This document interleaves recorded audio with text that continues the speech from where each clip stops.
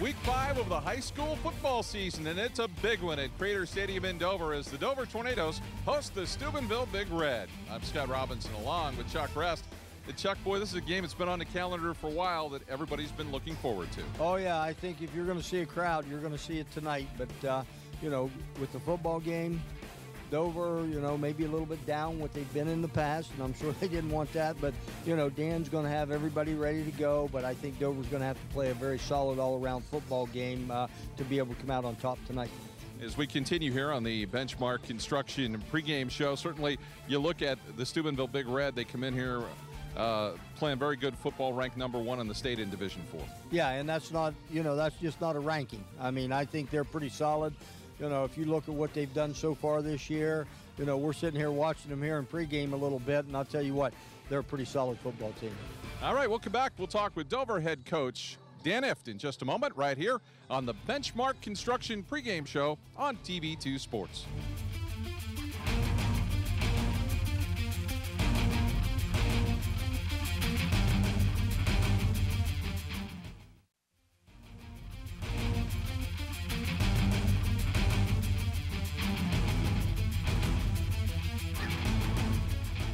And back on the Benchmark Construction pregame show with head coach Dan Ift of the Dover Tornadoes. Well, week 5 is here. The Steubenville Big Red tonight. It's going to be a great atmosphere. No question. This is what high school football should be. It's an exciting atmosphere. Our kids are ready. Had a great week of practice, and let's just get it going. When you look at the game itself, Steubenville always comes in, has got tough kids. Dover's got their own tough kids. But what do you think are going to be some of the keys? Well, we've got to deal with the line of scrimmage. We've got to be able to control the line of scrimmage to the extent that we can move the ball, give our quarterback time, and at the same token, try to keep big plays from occurring on their side of the ball. They've got a lot of big play athletes. They've got a tough physical offensive line, so we're going to have to match that physicality. And our kids are aware of that. We watched the film and had a great week of practice, but I think those are the keys. We got to do very well up front. Steubenville has a tradition. Dover's got a tradition. This hasn't gone on for about 5 years. It's kind of been something that's been missing in the Valley, this type of game. Well, we love playing them, but just that I wouldn't play them while they're in our region. They were Division 3, we were 3. I said I don't want to play it twice, and then he kind of agreed with that. But nonetheless, then they moved down into 4, and once he did, he called me up, and I said, yeah, I'll be true to my word. We love playing you. I love going down there. Love them coming up here. It's an exciting time. All right, good luck tonight. Thank you, Chuck. Head coach Dan Ift, and that has been the Benchmark Construction pregame show. We'll come back with our Dominoes kickoff in just a moment. Stay with us right here on TV2 Sports.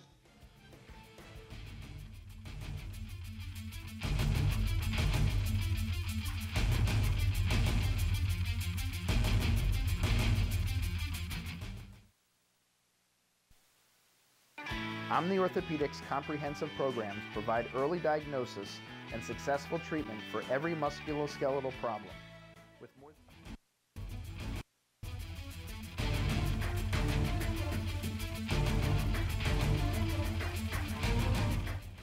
High school football at its finest. It's the Dover Tornadoes hosting the Steubenville Big Red as we hit the halfway mark of the high school football season. And welcome back to our Benchmark Construction pregame show. And also we'd like to welcome you to tonight's Keys to the Game, brought to you by the Parkway Auto Centers, Chrysler, Dodge, Ram, and Jeep, their brands, located at 855 Commercial Parkway in Dover. Buy the keys to your next vehicle at the Parkway Auto Superstore, one of the premier car dealers in the Tuscarawas Valley. And Chuck, we heard Coach Ift talk about a few things he thought were going to be keys. What keys to our game tonight? Well, I think starting out number 1, Steubenville won the toss. They deferred, so Dover's going to get the football first. I think Dover's got to make a statement early. Not necessarily have to go down and score or anything right off the bat, which would be a big plus for them, but I think they've got to show Steubenville they can move the football on offense. Then on defense, I think Dover's just got to be solid like they have been most of the season this year, and then kicking game also has to be solid. On the other hand, you get Steubenville in and you let them score the first couple times down the field on you, it's going to be a long night for the Tornadoes. Those are our keys to the game, brought to you by the Parkway Auto Superstore. They feature Chrysler, Jeep, located at 855 Commercial Parkway in Dover. Buying the keys to your next vehicle at the Parkway Auto Superstore, one of the premier car dealers in the Tuscarawas Valley. Our injury report tonight brought to you by Omni Orthopedics. If you've been sidelined with an injury, get back into the game with the home team at Omni Orthopedics. With more than 30 years of orthopedic experience, their physicians offer patient-centered treatment for all ages. And the key players for both teams in good shape, so it should be full go for both as we await the kickoff in this one. That is our injury report, brought to you by Omni Orthopedics. They have more than 30 years of orthopedic experience. Their physicians offer patient-centered treatment for all ages. Our starting lineup tonight brought to you by your local nationwide insurance agents, located at 2146 East High Avenue in New Philadelphia, and Doug Sofer, located at 435 West High Avenue, also in New Philly. If you're looking for home, car, health, or life insurance, give Don a call at 330-339-4211 or Doug a call at 330-339-4700. Steubenville deferred. Dover will get the football first. So let's take a look at the offense for the Dover Tornadoes. Braden Ubel will get the start again at quarterback. Dre Hess will alternate between the backfield and a wide out spot. Across the line, it's Parker Zumbar, Kyler Dickey, Taylor Heidi, Ben Hammonds, and Zach Iaki. The wideouts, DeAndre Clark, Jared Torch, Caden Folkert, and McGuire Morris. The defensive unit for the Steubenville Big Red, and they are impressive as they have been holding opponents to about 13 points a game. Seth Bianco at the nose guard, A.J. Cochran and Nawan Robinson along the line, along with Ryan Bernard. The linebackers, Blue Zimish and Blue, yes, they're brothers. Then you have Sean Petaway at one of the cornerback spots, along with Nico Petrides, and the deep backs, Mandela Lawrence Burke and Nick Scott. Those are our starting lineups, brought to you by your local nationwide insurance agents, Don Kemp, located at 2146 East High Avenue in New Philadelphia, and Doug Sofer, located at 435 West High Avenue, also in New Philly. The Steubenville Big Red come in averaging 40 points a game offensively. They're giving up 13 points a game. The last time these two teams met was in 2010. Dover beat the Big Red 31-28 at Harding Stadium. And all time, Steubenville leads the series 13-3-1. Dimitri Kalaros is the leading passer for the Big Red. 43 of 66 for 636 yards, 7 touchdowns, and an interception. Johnny Blue, the leading rusher with over 500 yards through 4 games. Nico Petrides and also Charles Reeves, the leading receivers. It's time now for our national anthem, brought to you by Jill Barker, OD, a local family optometry practice with offices in Dover and Cadiz. Dr. Barker takes great pride in the individual care and attention provided to all of her patients. For quality eye care and a great-looking pair of glasses, please contact Jill Barker at 330-343-6941 in Dover or 740-942-4433 in Cadiz. Thanks for choosing Dr. Jill Barker as the Times Reporter Reader's Choice or Favorite Eye Doctor in 2014. The Dover Tornadoes in position. Let's go down to the field for our national anthem. As we present our national anthem.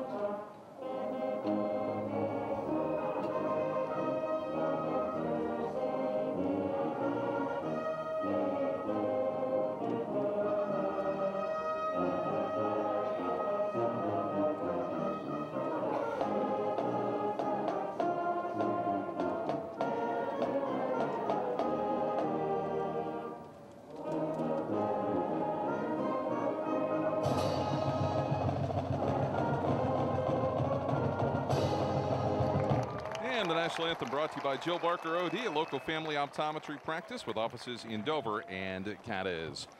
As we take a look at the Dover Tornadoes, they're led in passing by Braden Ubel. 17 completions in 24 attempts for 374 yards, 4 touchdowns, and just 2 interceptions. That was last week alone, so it was quite a performance by Braden Ubel, and certainly overall he's leading the passing attack for the Tornadoes. 21 completions in 32 attempts for 437 yards and 6 touchdowns. Receiving for the Tornadoes, McGuire Morris, 14 catches, 260 yards, and a pair of scores. DeAndre Clark, 11 catches for 160 yards, and also 2 touchdowns.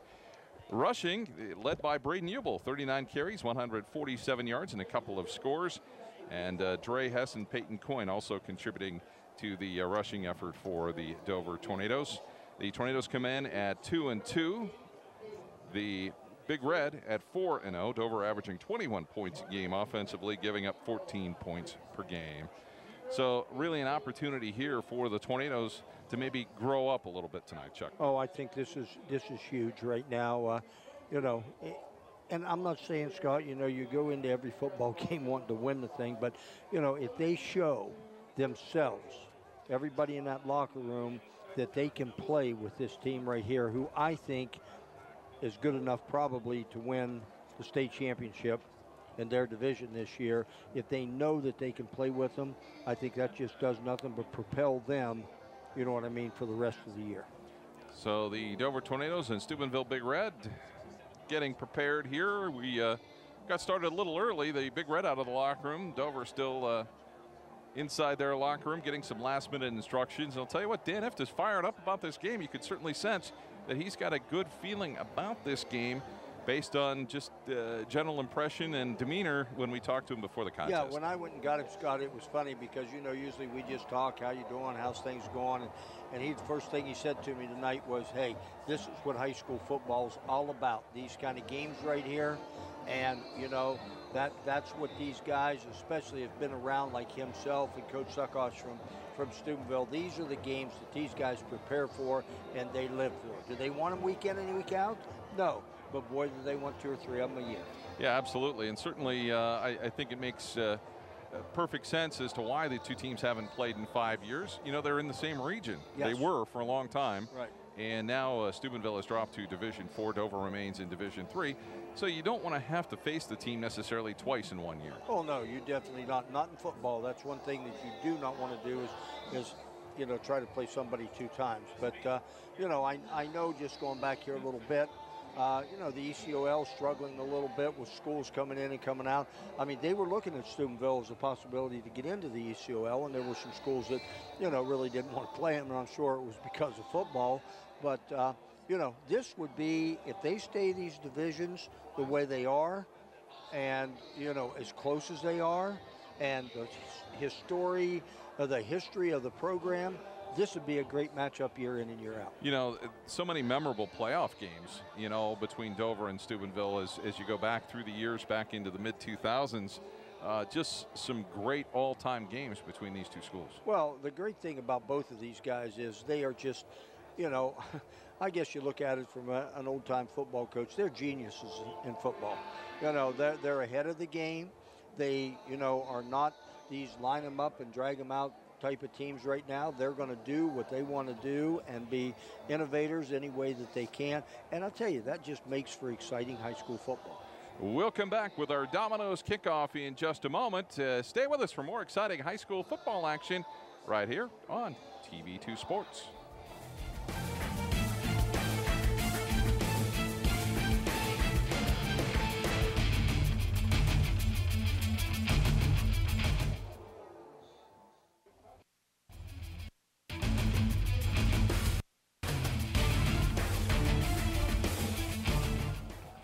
Our opening kickoff brought to you by Domino's, located at 88 East Iron Avenue in Dover. Enjoy some pizza during the game and call 330-343-4434 for fast delivery.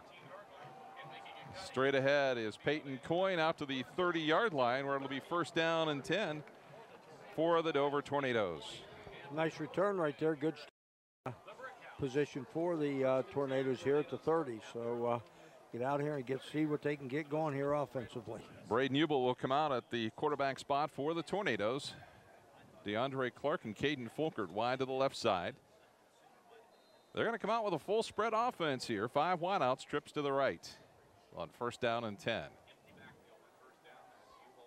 Scott Robinson and Chuck Rest with you as you get a good look there at Braden Ubel, senior quarterback.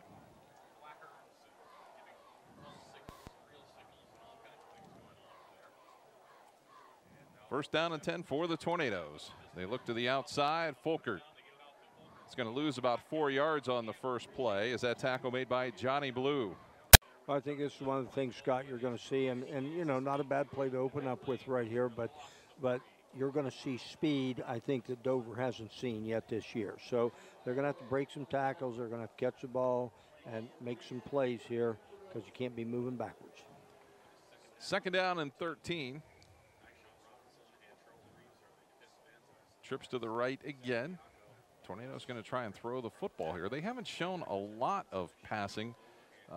Last week, obviously, the numbers were big. The passes were a little shorter than normal, but look across the middle, and it's incomplete. And McGuire Morris took a shot in the back as it's incomplete.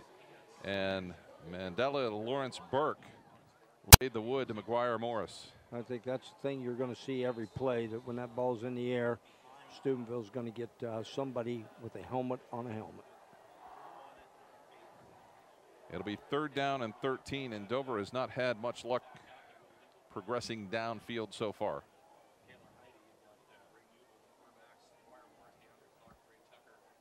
So on third down, and 5-yard penalty versus the Tornadoes is some movement along the line. So that doesn't help, as it'll be third down now and 18.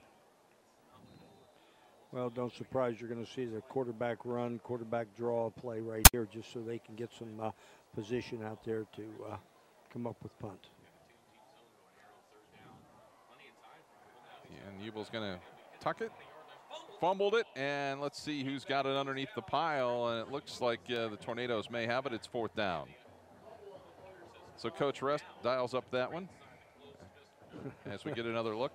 You can see he was sitting back there. I do think he was going to try to go back and pass, but they had double coverage on a couple of the receivers in the middle of the field, and then turned around. There was nothing else he could do but run the football. So looks like he might have gotten it back himself. And Daniel Van Gilder back to punt for the Tornadoes.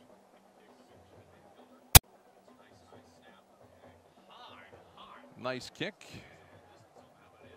Steubenville will have to make the catch. It'll be Lawrence Burke that's going to make the catch back at about the 48-yard line of the Tornadoes. So good starting field position for the Steubenville Big Red. The name might be familiar, Dimitri Kalaros, another of the Kalaros brothers that has played quarterback for the Big Red. Wearing the same number 7. So it's going to be interesting to see what the Tornadoes can dial up defensively against a very potent Steubenville offense. Well, I think the thing about Steubenville's offense is that they are so well balanced right here that you know, they're just going to keep you off balance. A quick pitch to Lawrence Burke around the right side, down to about the 41-yard line. If you see number 17, that's Charles Reeves. He's 6'6" and 240 and playing wide receiver, and he's split wide to the right. So now they've almost got a diamond formation to the left, with Reeves the lone wide out to the right.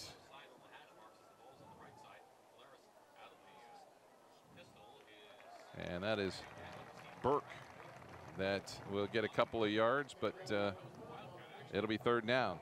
Nice job right there by Dover's defense to put a stop on Burke and put him into about a 3rd and 3 situation. So we'll see what the Big Red can do here with 9.5 minutes to go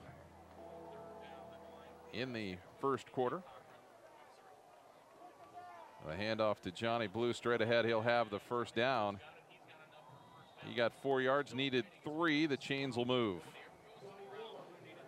Well, you like this up-tempo offense by Steubenville, and you know, that just makes, and by doing that, that just makes your defense. That makes your defense just to have to stay in the position that they stay in the base defense. Power eye to Johnny Blue around the right side.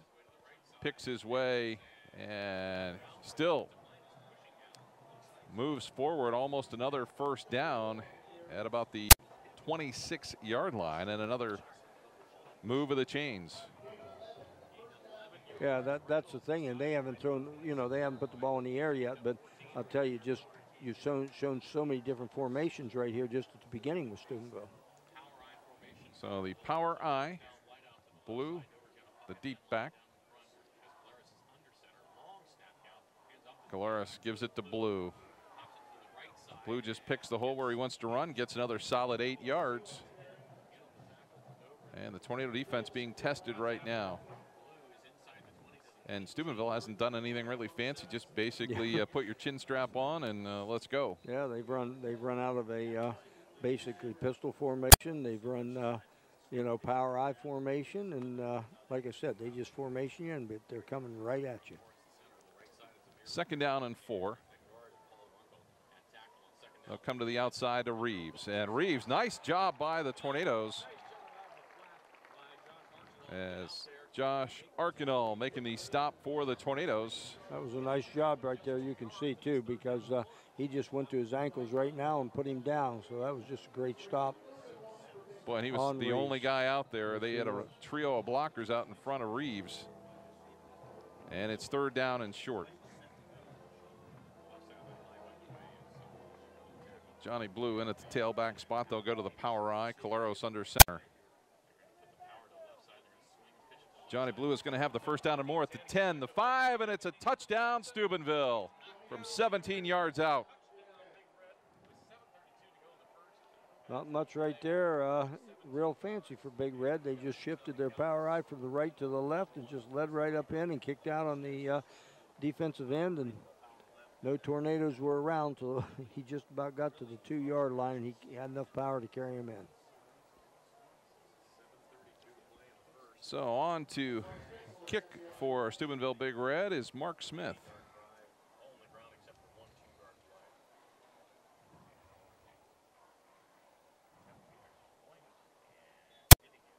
The kick is up, and the kick is good. So it is 7-0. The Big Red leading Dover with 7:32 to go here in the 1st quarter.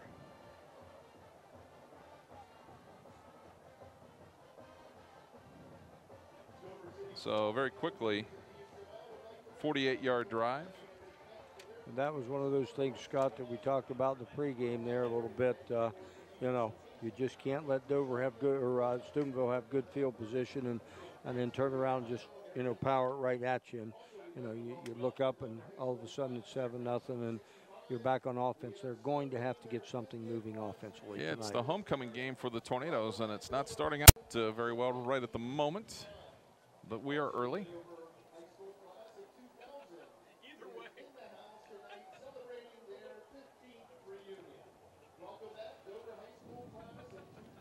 As Dre Tucker back deep for the Tornadoes, along with DeAndre Clark.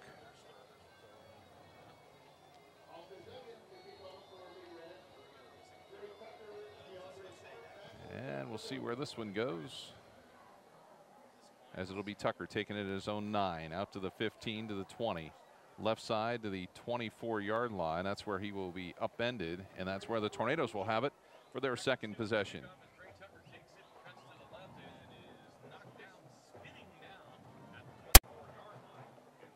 So the Tornadoes will have it again, and I'm sure they poked and probed a little bit in that first series. Now they've got to figure out, what do we want to try again, and they're going to come back out with the 5 wide. Yeah, I think you're going to see, and I think Coach Jeff thinks that that's probably the best success that they've got a chance at, is their 5 wide. But you got to be able to catch the football. You got to be able to get pressure, from Steubenville and handle that with the guys up front. Because again, something's got to happen good for the Tornadoes here early. Tucker, Morris, and Hess wide to the right. They look across the middle. Ball's loose. It's going to be recovered, I believe, by Steubenville. It'll be a turnover right away. Oh, right there. That's something that they just couldn't have happen. Nice completion. Tried to make a move, and linebacker, it's always tough right there to know what's coming when you got your head looking one way and here comes somebody the other. And yeah, Caden Folkert got popped. Yes, the ball came loose, and Steubenville's got it at the Dover 20-yard line.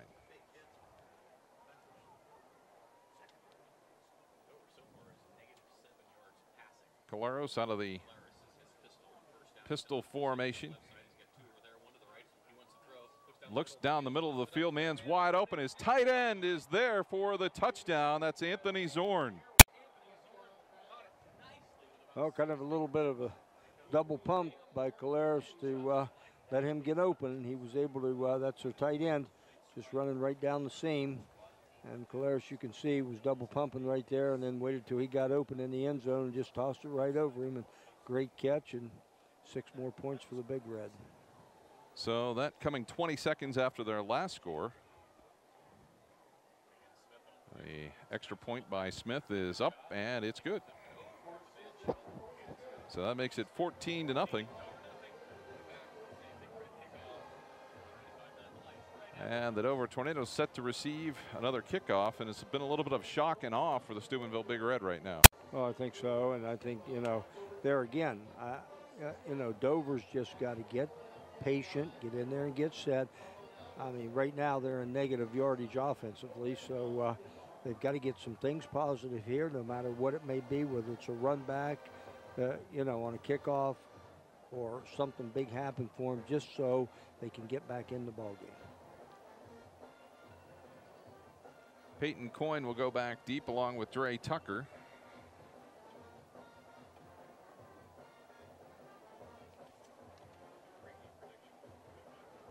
And Austin Dugan will kick it away for the Big Red. So the Tornadoes trying a couple of different return men here than normal this week. Dugan to kick it away with 7:12 to go here in this first quarter. Nice kick that Coyne is going to take back at his own 5-yard line, out to the 10, the 15. Runs into his own man and then runs into a wall of white jerseys at about the 17-yard line.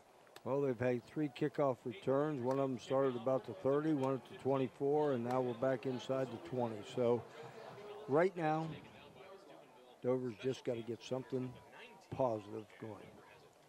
Looks like they're going to spot it at about the 19-yard line, crediting some forward progress where it'll be 1st down and 10. Tornadoes need to find something positive to happen here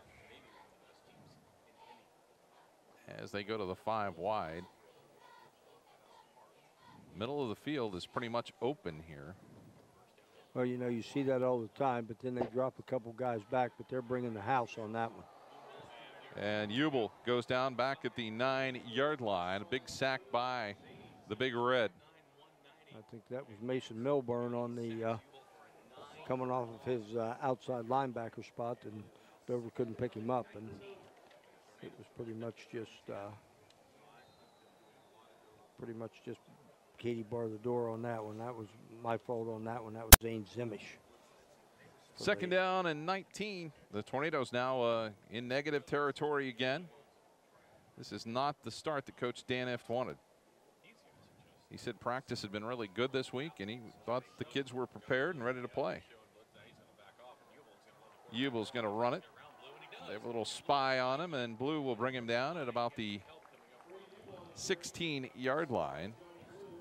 Good play right there by the Tornadoes. Good positive yardage. And, hey, if that's what they have to do, that's what they have to do. I'm sure, you got Blue in there at middle linebacker, so it's basically one-on-one with him every play. 3rd down and about 13 for the Tornadoes.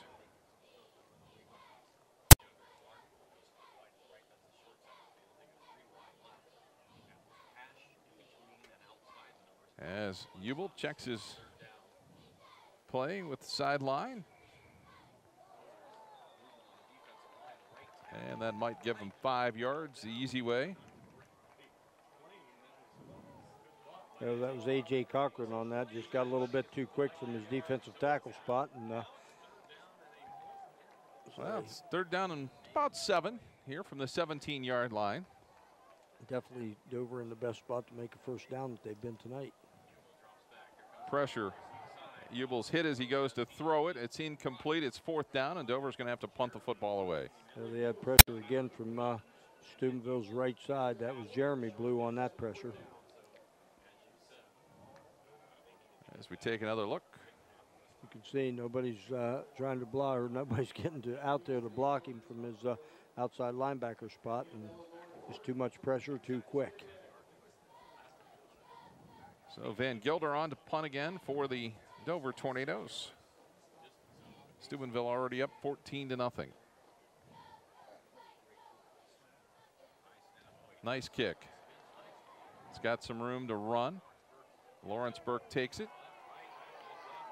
Spin move, still on his feet, and back to about the 47-yard line of the Big Red, and that's where they'll take over, first down and 10. Tell you, nice job by the Tornado special teams on that one to pin him right in there where there was nothing to, no running room for him, because I'm sure that let him loose, Scott.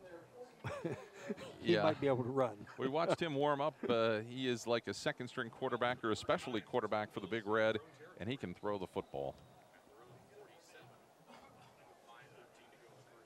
So Caleros in the pistol formation, 5:13 to go, first quarter. Steubenville leading at 14-0.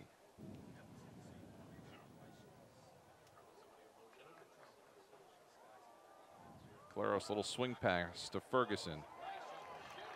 Ferguson maybe a yard, possibly, as Connor Brogan's there to make the stop for the Tornadoes. Tell you what, Brogan did a great job on that one of fending off the blocker and coming right back and making the tackle for maybe a half-yard gain. So, again, Dover's defense is playing, you know what I mean, decent. They just, offense has just got to get something going. Caleros this time comes wide to the left side. That means Lawrence Burke is the quarterback here. He's going to take it himself, slips a tackle, gets to the middle of the field and down near the 45-yard line as one of the Tornadoes takes big hit almost after the play was over. No call. It'll be third down and about 3 here for the Big Red. So we see what the specialty quarterback's job is, right?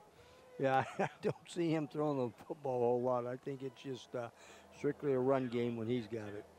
Caleros under center.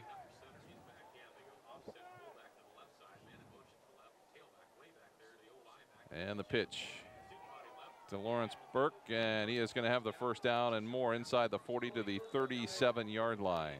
I'll tell you what, Scott, just up front right now, Steubenville, and they're not necessarily manhandling Dover's defensive line, but I'll tell you what, they're getting a hat on a hat and just giving the running back just enough lane every time to pick up 6-7 yards. Out of the I formation here, Johnny Blue, the deep back.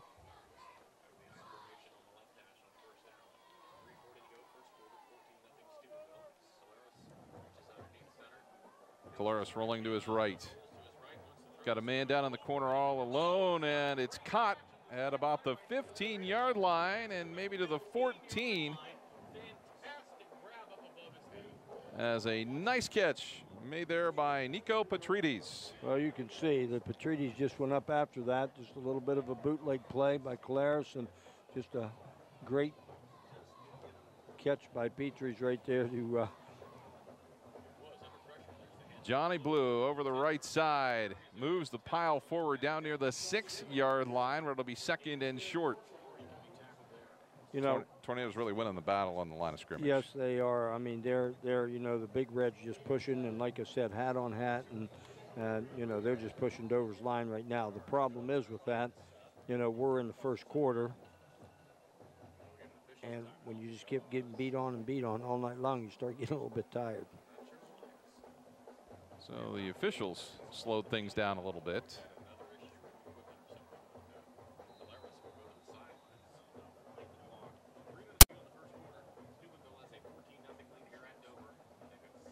Clock rolling. Play clock is not.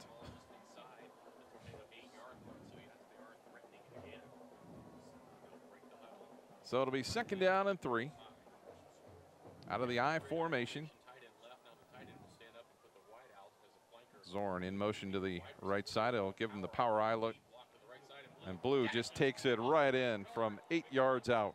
Well, on that play right there, he was not even touched till he got in the end zone. So just went back to the power I and kick out on the end, lead up through. And again, Steubenville's offensive line pretty much is just dominating right now. So it is 20-0. You get a good look at Coach Sakach talking to Johnny Blue. I wonder what that conversation was about. It's like that's what we expect. Yeah. The extra point kick is good, and it is 21-0. Steubenville leading Dover.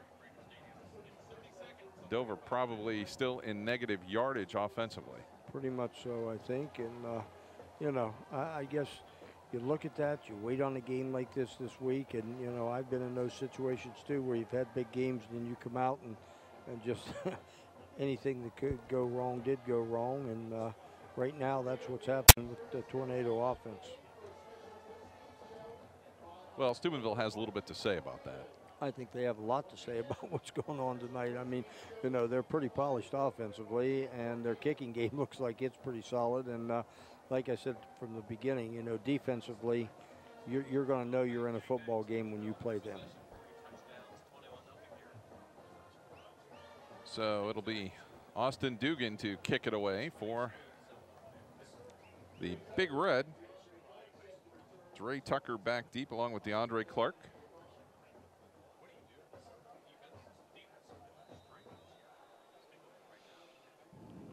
And Steubenville has just been all over the Tornadoes early on. It'll be Clark that'll take it back at his own 7, out to the 15 and maybe to the 20 before he is wrapped up.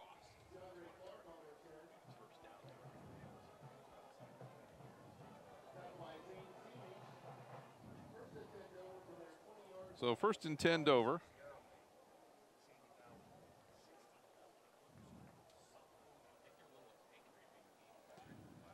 So the Tornadoes trying to get something going here offensively.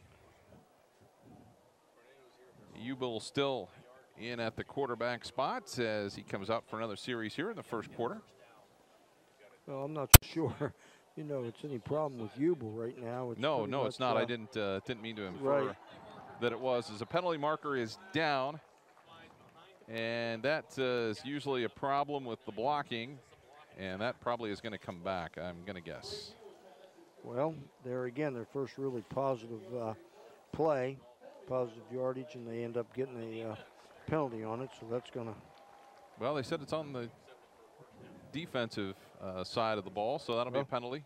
That's better yet, huh? Yeah, surprised about that. As the Tornadoes will now have their best field position out at the 39-yard line. And, you know, I know you're even, you know, you're down 21-0 right now, but you know what? You got to come up with something positive here on this, and you just never know. First down by penalty, they'll take it. Any way they can move the football right now.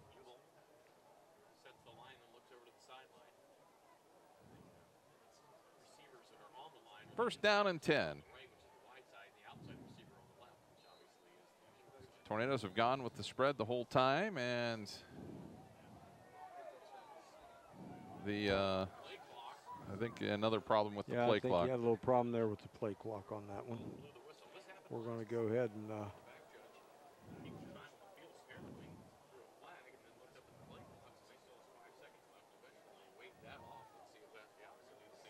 so that penalty is waved off. Yeah.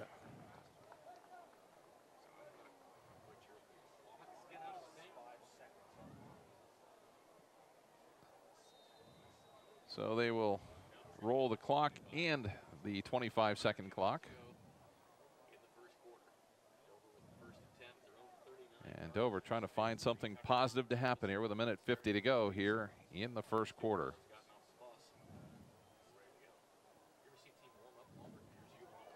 Ubel in trouble, and he is going to be wrapped up at about the 26-yard line. A whole host of tacklers from Steubenville there. 5 or 6 of them right there that converged on him pretty quickly. It almost looks like they opened the floodgates on that one, so not much we can do.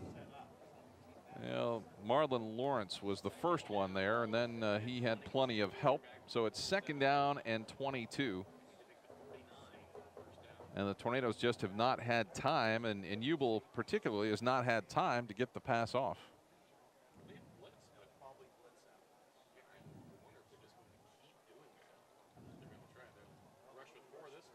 Ubel's going to take off. And Ubel threw it, and it ended up short of McGuire Morris. It'll be third down. He had a pass earlier that, you know, we thought he was hit as he threw it. He didn't, and that was kind of the same thing where the pass was thrown directly into the ground. Right. So it'll be third down and 22. Clock stop, 53 seconds to go, first quarter. So a long way to go here for the Tornadoes. And is this a situation where you may think about that quarterback draw? Well, I think you're in a situation with that. You're pretty much, if nothing's open right off the bat, you're probably going to have to run the football. They're showing blitz again. Yeah, I don't think they're going to try to hide it. Pin their ear back and come on that one. And the little bubble screen goes nowhere to maybe the 26-yard line, and might have gotten back to the line of scrimmage. It'll be fourth down. Just no time for Ubel to make a decision. No, you know, they're in those. I mean, Steubenville's in that situation right there. They're on first down. They're just sitting and seeing what Dover does with the ball, and then they come back on second down. And if they need to rush the passer, they're just going to bring them. So Van Gilder in trouble. Oh. Well, we're looking for a penalty, and they got one. Yeah, they got one. Now, I'm not sure. We'll see if that. Pretty sure that was helps. a good. Yeah, I'm pretty sure that was a good snap back there, because usually when the ball hits the ground, it's a free game. But I think you got to roughing a kicker on it. Should give them a first down, possibly. So the penalty. We'll take it out to the 42-yard line. And now it's kind of a mixed bag here, because the Tornadoes have taken a lot of heavy hits. And now Ubel's thinking, uh-oh, here we go again.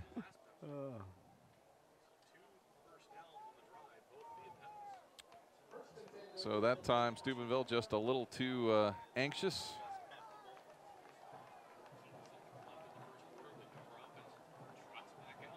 And with 13 seconds to go here in the quarter, Ubel with his 5 wides will take another crack.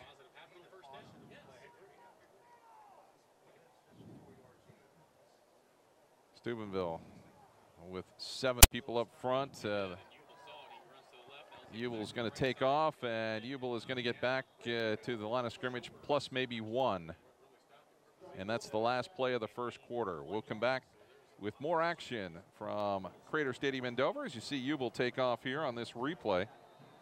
They ended up having to start running sideways right there. That just basically got him back to the line of scrimmage on that one before he was put down to the ground. That's the end of the first quarter, 21-0. Steubenville leading Dover. We'll come back with more football action in just a moment right here on TV2 Sports.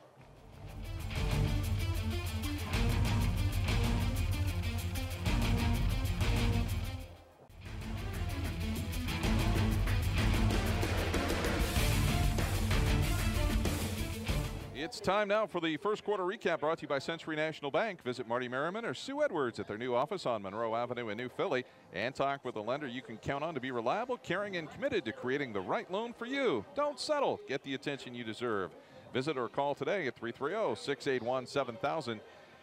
First quarter was all Steubenville. They picked up 3 scores. One, they cashed in a Dover fumble. The other 2 on runs by Johnny Blue, and they lead it 21-0. And that's our first quarter recap brought to you by the Century National Bank in their new offices on Monroe Avenue in New Philadelphia.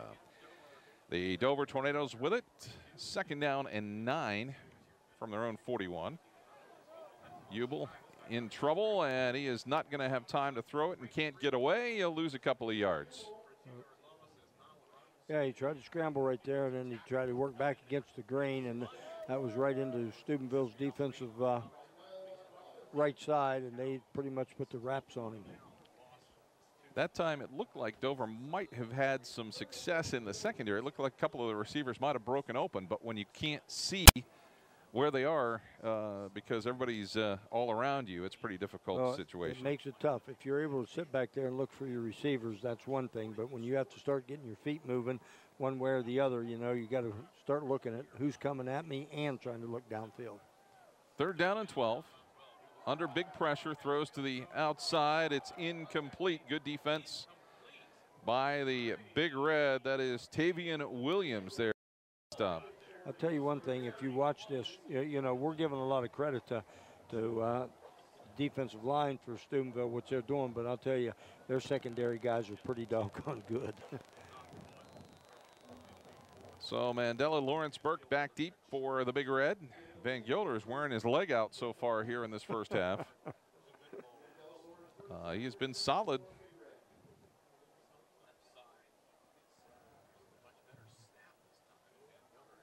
Beautiful punt that Lawrence Burke will take back at his own 20, the 25, the 30, the spin move, and out to the 32-yard line.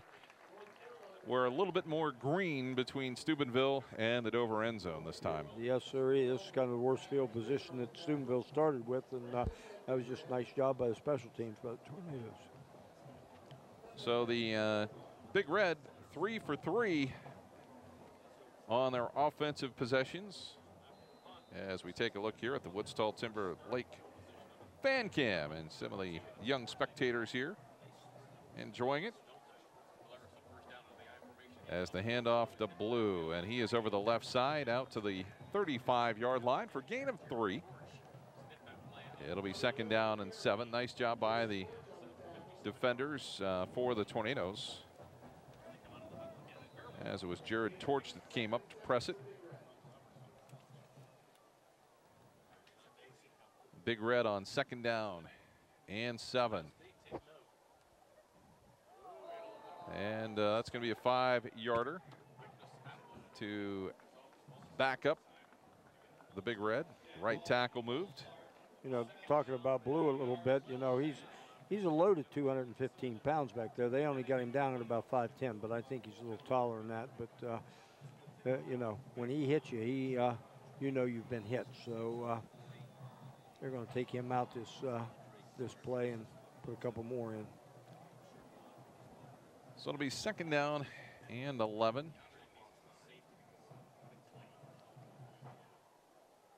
Reeves, the 6'6", 240-pound wide receiver, he is up to the left. Last time they did this, they went to a quarterback draw. Let's see what they do here in a bad snap.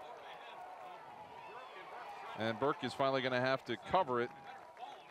And the Tornadoes all over it that time, so a positive here for the Dover Tornadoes as they lost big yardage all the way back to the 16. Yeah, that just went right through his hands, and I think he was trying to look downfield before he caught the football, and I was still trying to pick it up, and he saw Tornadoes coming in there, so smart move on his part to get down. But now you're in a situation of hold him here, make him punt. That'll be 3rd down and 26.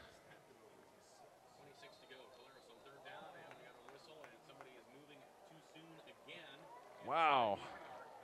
That's 5 more yards, so it'll be 3rd down and 31.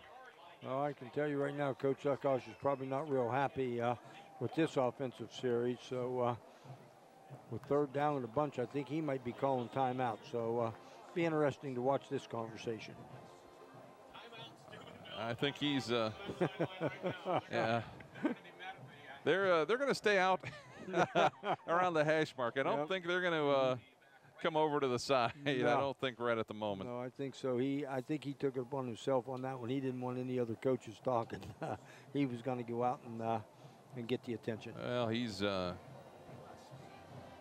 think he actually stayed out of the huddle there. As I think he's got a little stare going on. I think he's wants some action, and he wants it now.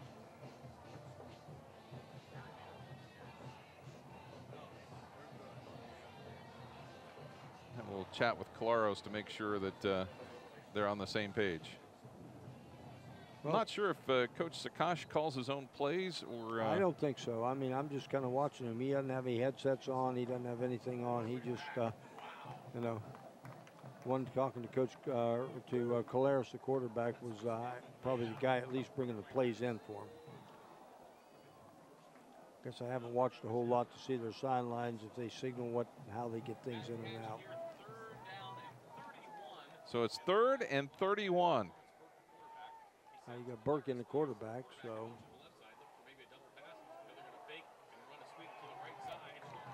And Lawrence Burke has nowhere to go, and good job by the Tornadoes. So Steubenville ended up running the safe play, and now they'll have to punt it away. Nice job right there by the Tornadoes. I know they got a little help with a bad snap and you know, a couple penalties on the Big Red, but I'll tell you what, they hung in there tough, and Steubenville's going to have to punt the football. Thanks to our friends at the Buckeye Career Center for sponsoring our game replays. If you're an adult looking for a new career or a high school student looking for ideas on how to start yours, check out Buckeye Career Center. They're in the business of preparing you for the fastest growing segments of today's job markets. The fumble, and it's still loose, and boy, I'll tell you, I'm not sure who got it. They say Dover. That ball was just rolling around there. I'll look here for you to see who might have come up with that one, but that was pretty good heads-up play right there. That ball just absolutely laying right there. There is our 23. Looks like it was 23, and that is Connor Brogan. Well, very fortunate for the Tornadoes on that one. Very good field position for them. Now offensively, they just got to get something going. 21-0, Steubenville leading Dover. 8:40 to go here in the first half. Coming up at halftime, we'll have our Bell Stores halftime report and our Basco Group halftime adjustments. It is our homecoming game here at Dover.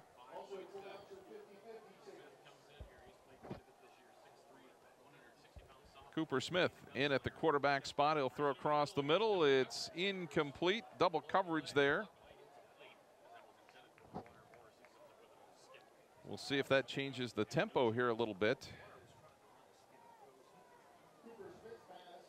Well, it looked like Morris trying to run a little bit of a skinny post, and that way you can get the ball out quicker. And but again, pretty good coverage by Big Red on that one. Dover's definitely stayed with this 5 wide. Smith deals to the outside. Morris has got it for a gain out to the 43-yard line, and that is a pickup of 4.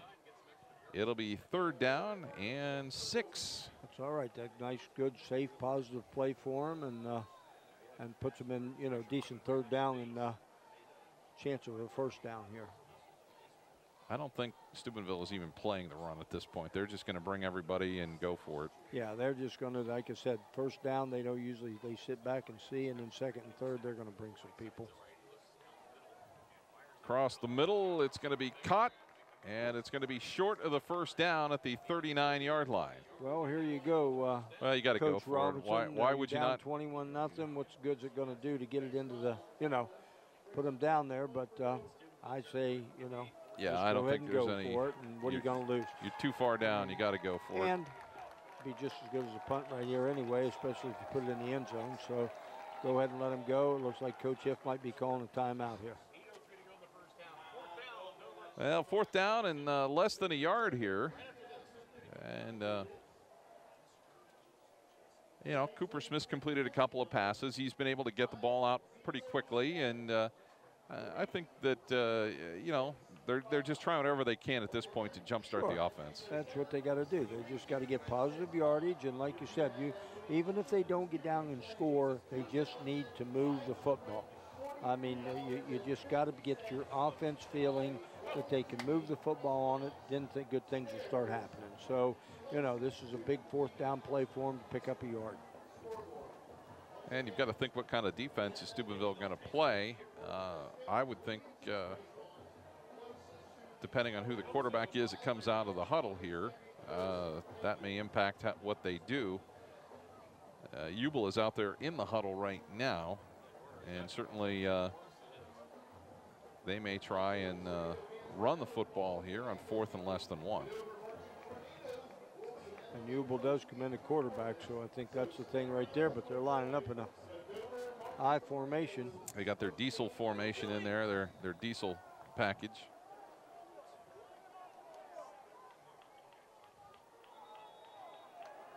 And it'll be a 5-yard penalty on the Tornadoes. They're going to back them up 5.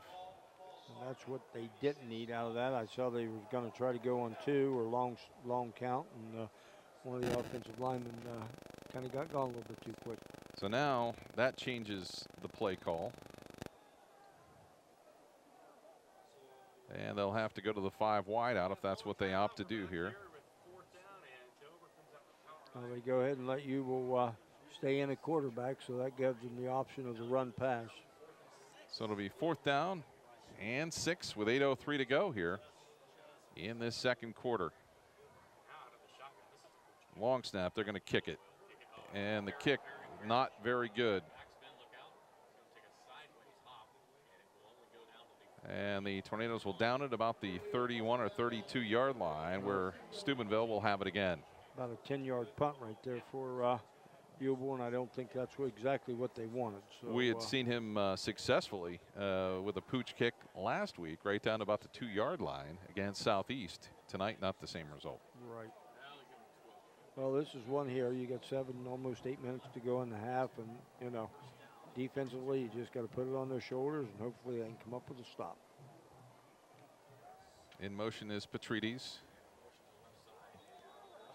And another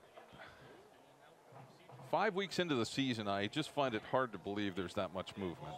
Right. I mean, this is relatively on kind of both sides right now, a little bit of sloppy play into your 5th week of the season. Now, Steubenville, you know, this is now the 2nd series that they've been going backwards here just because of penalties.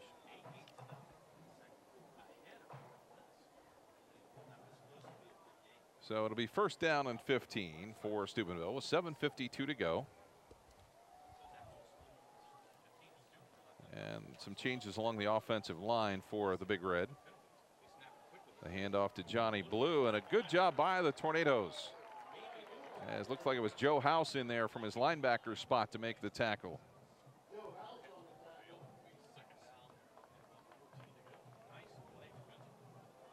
Well, big play right here for the Tornado defense. Get, you know, it's one of those bend but don't break plays right here, and get them in a situation where it's a passing situation. 2nd down and 13. The I formation. The handoff to Blue. Off the left side, a gain of another 3, and it's 3rd down and 10. I'll tell you what, Dover's doing a nice job for the most part against Steubenville's running attack. You know, Blues picked up a few, you know, yards here and there, but you know, they're stopping them. They're stopping them solidly with 4- and 5-yard gains. I know you can't keep doing that, but you know, right there, that makes it down 3rd and 10. So nice job by the Tornado defense that play. 5 wide spread offense here for Steubenville on 3rd down and 10.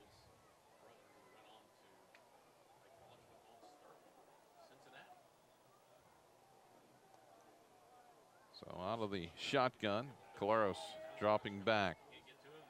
The pass nearly complete to Reeves. It's juggled and dropped, and it's 4th down. Boy, I'll tell you what, Dover has come a long way since giving up the 3 early scores. Yes, they have. Defensively, they've been, you know, they've been really solid here. Last two Steubenville possessions, Dover's defense has stepped up to play. Well, it's been pretty much pass, pass, pass, pass, pass. They're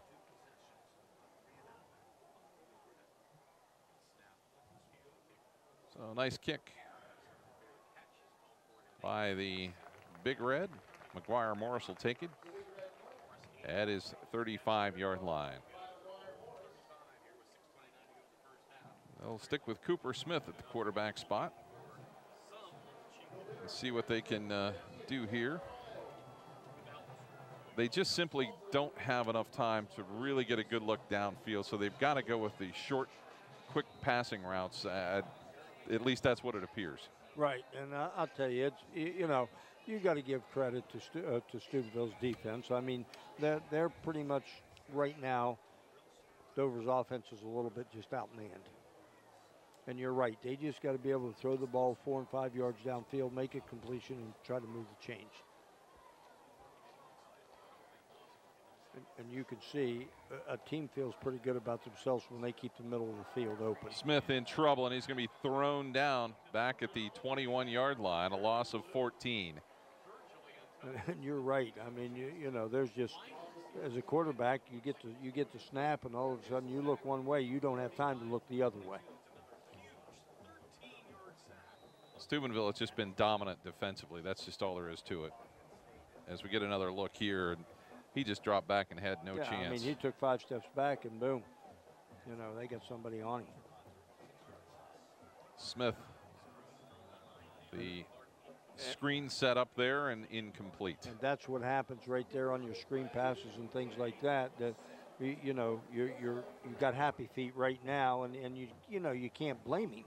You know what I mean? Because it's getting pressure all the time. But then you're still running backwards, trying to throw forward. You put that one in the ground. So, you know, it's just 3rd and it's 23 here for the Dover Tornadoes. Smith looks across Mills, intercepted. And down the left side, it's going to be a touchdown defensively for the Big Red.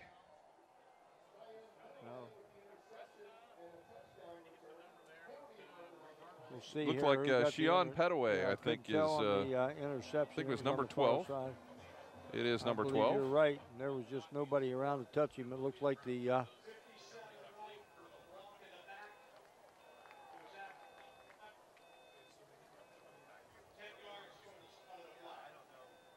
So it's called back. So it will not be a touchdown. Right, touchdown was nullified because we had a block in the back on the return. So, but still, Steubenville gets the football here at pretty good field position at the 30-yard line. So we'll see what they can do.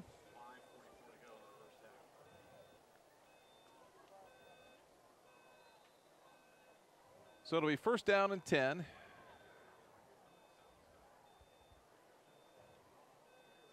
.544 to go in the first half. Petrides in the motion to the right-hand side.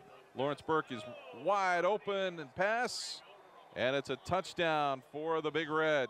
Well, there was a Sean Petaway got it again. Broken coverage on that one. They just, you can see there was no safety over there to go ahead and make the stop. He took the guy on the inside, and Petaway was just able to be out there by himself and run it into the end zone. So with 5:39 to go here in the second quarter, it'll be an extra point attempt here for Smith.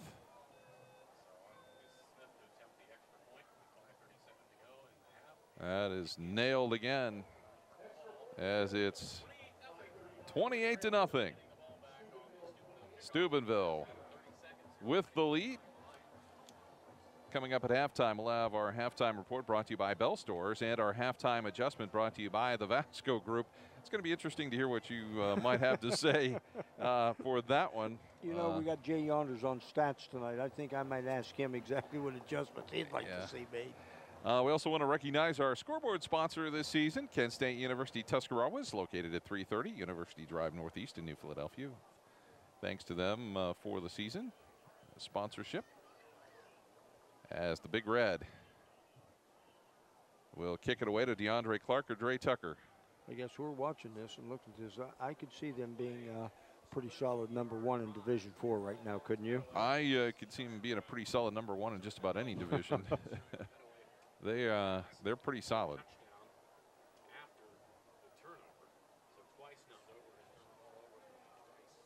Well, they're making a change here for the kickoff, as Mark Smith will kick it away here. He's a short kicker. He's going to take it right down.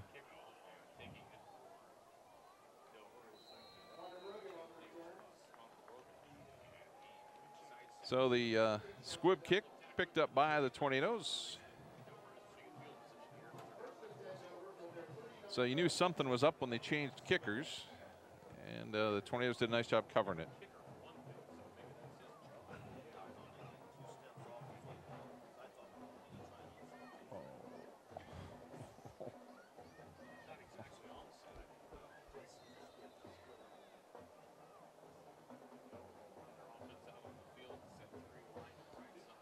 First down and 10 for the Dover Tornadoes. Cooper Smith remains in at quarterback.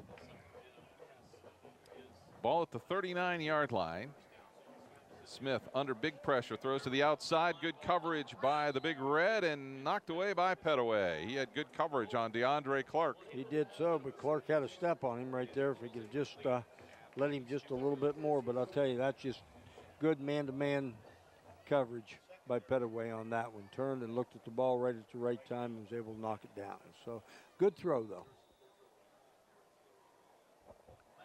So the Tornadoes with it, 2nd down and 10. Tornadoes have abandoned the running game.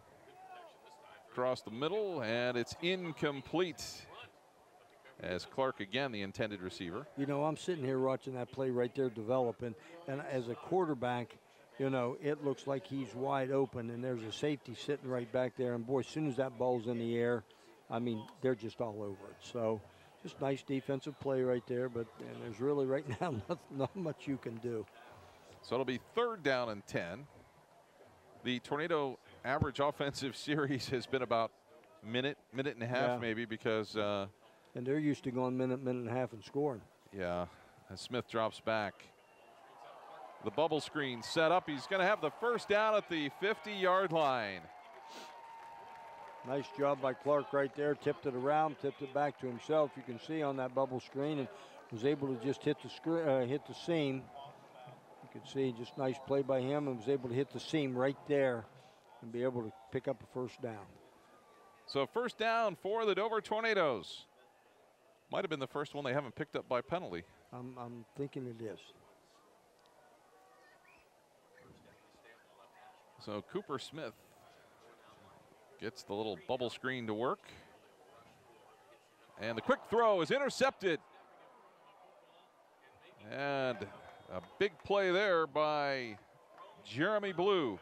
Well, you can see just outside linebacker sitting right back, dropping in the zone where he needs to drop. And, you know, Smith looks like, you know, there's an opening right there because he put the ball in, and Blue steps right in front of it and picks it off. And I'll tell you what, I'm very impressed. And I know Steubenville's very athletic. I understand that. But I'll tell you what, these guys can catch a football. And it doesn't matter if they're offense or defense. They can catch it. So this is 1st down and 10 for the Big Red. At the Dover 42-yard line. The handoff to Johnny Blue. He'll take it down the left side and pick up maybe 8 yards.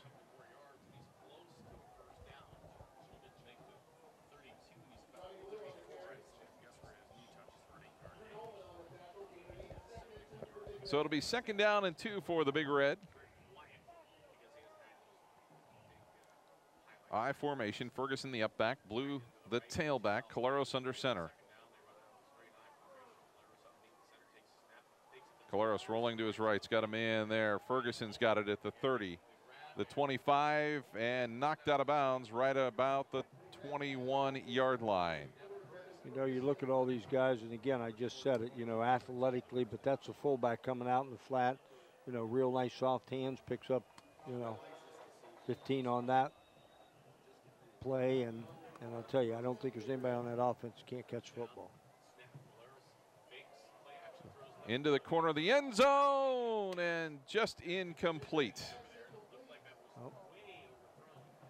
I think he just let him just a little bit too much, you can see right there, because he did have him, he did have the Dover defenders beat on a little bit of wheel route right there, and just let him out there just one step too much, or there would have been 6 more. Well, Petrides was right there. And now the Tornadoes faced with a 2nd down and 10. Clock did not run on the last play, so we'll see if it runs this time. The handoff to Blue. Blue over the left side, down to the maybe the 16-yard line for a gain of 4. I don't think, too, that he's gained less than 4 yards every time he's touched the football tonight, I don't believe. Well, he's pretty solid, as he has been throughout the season. Johnny Blue for the season, 79 carries for 504 yards, 9 touchdowns. Yeah. So out of the eye on 3rd down and 5. Caleros to the outside. Reeves has got it. He's got the 1st down, and he's got the touchdown. 16-yard pass from Caleros to Reeves. Well, you got to get him around the ankles, and we just missed him that time. You can see it, just a quick pass out to him, and he had one person to beat. And when he went for his legs and didn't get it, there was nothing but red end zone in his sight. Bad news for the Tornadoes. Steubenville gets the ball to start the second half. Yes.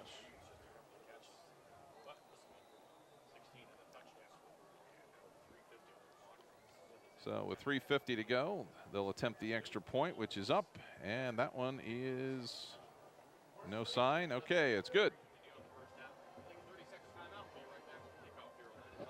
So that makes it 35-0.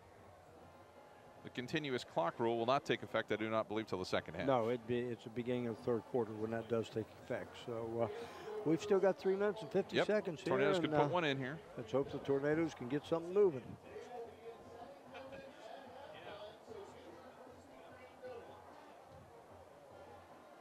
So the Dover Tornadoes not doing as well as they had hoped. No, and you know we've seen them.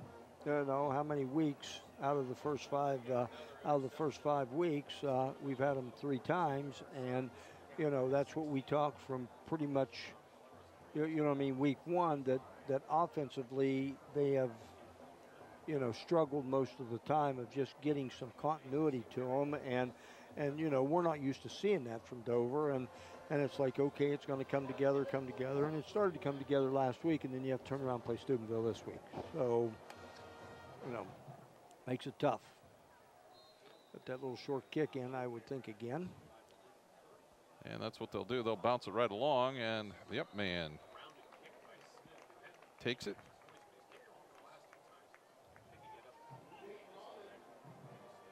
Again, good field position for the Tornadoes. You got 3 minutes and 45 seconds to go on the 45-yard line, so, you know, things can happen here.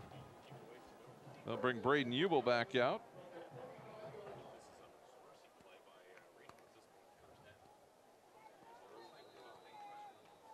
So see if the Tornadoes here, it looks like they've got Drew Nolan in the backfield. Ubel's going to take it himself. Ubel is going to be in Steubenville territory at about the 48-yard line. Good run right there by Ubel, and nice I think gain of 7. That might have been the first time they've had a back in the backfield with him. So, you know, maybe that's what they're going to look at right now is, hey, let's see if we can run the football. Clock rolling, 3:20 to go. Dover has 2 of its timeouts remaining.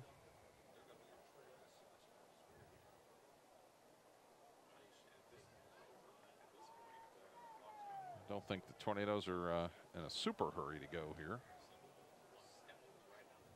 The handoff to Nolan, and he will spin down to the 46-yard line, where it'll be 3rd down and about 1.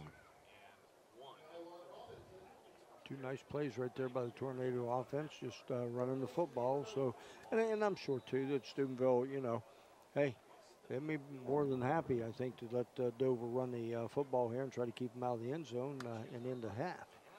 And now the Tornadoes going to take a timeout on 3rd down and 1. Well, they mull over the play call here. Well, you know, what do? You know, Drew Nolan's been a solid back for him. Ubel's good running quarterback. You've got some options. All they need is a little bit less than a yard. I would think with 3rd and 1, you know, you look at it and then, you know, I'm sitting here being stupid, I suppose, because, you know, people look at you and thinking, hey, you need a yard, just line up and go straight ahead because that's the easiest way to go. And, you know, I'm sure that Steubenville's going to stack everybody inside. So, you know, one of those things, you could fake it in there and let Ubel, you know, try to get it on the outside. I mean, well, you got to think this is 2-down territory. Even though they're out near midfield, you would think with the score 35-0, it doesn't make much sense not to try. You know, but you're in a situation too that you know now you go for it, you don't get it. You give Steubenville, you know, the ball with 2 minutes to go. Yeah, well, it's 3rd down. We'll see what they put in this diesel package, and boy, I'll tell you what, I'm gonna be close. No, they said they've already got it. They've got it. So yep. So that was a big 1st down for the Tornadoes. Tornadoes, you don't see much of that diesel package, or we haven't seen much of that this year. It was one of the staples of the offense a couple of years ago.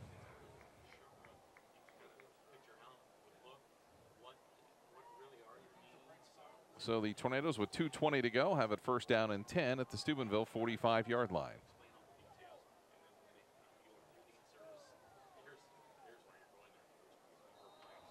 And an easy 5.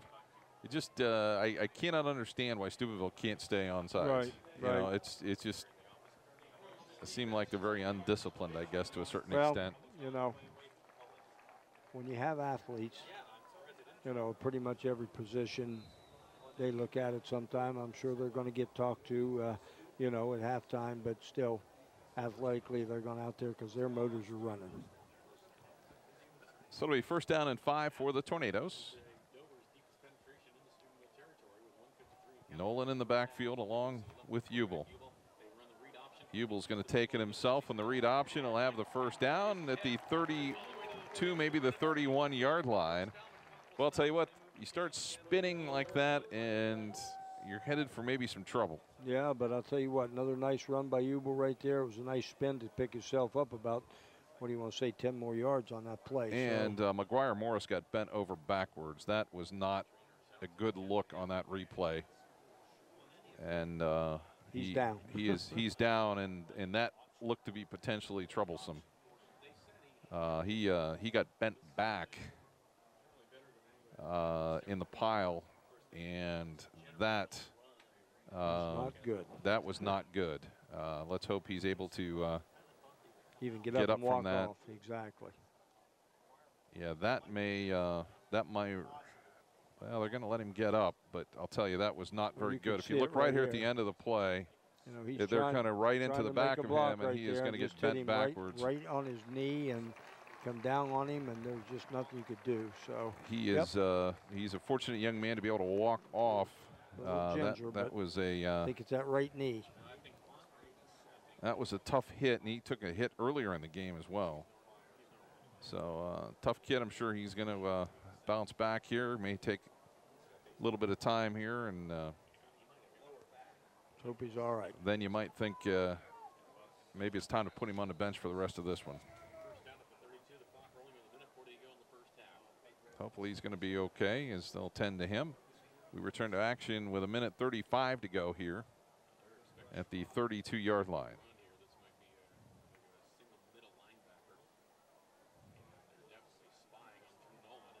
The handoff to Nolan looks like guessing a face mask penalty right there. I would guess that would be it, because I'll tell you what, helmet come off, and he made a nice run on that nice 5-yard run. So I'd have to guess we got a Steubenville face mask. So all of a sudden, Steubenville may be giving up a score here. The Tornadoes moving it right down the field.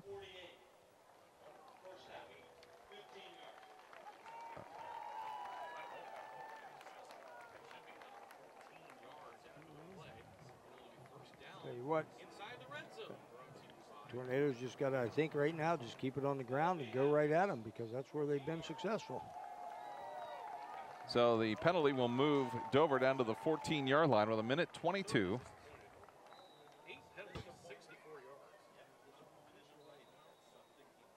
And they spotted the ball in the wrong spot. No, they didn't spot the ball. One of the players, Steubenville guys, kicked it when he was getting ready, so he just threw it back to Yawkey at center. And Yawkey said, well, wait a minute here, I got to put the ball down. So we'll see what happens here on first down and 10. Nolan in the backfield. Ubel's going to take it himself and maybe get a yard or two. Dover down to 1 timeout.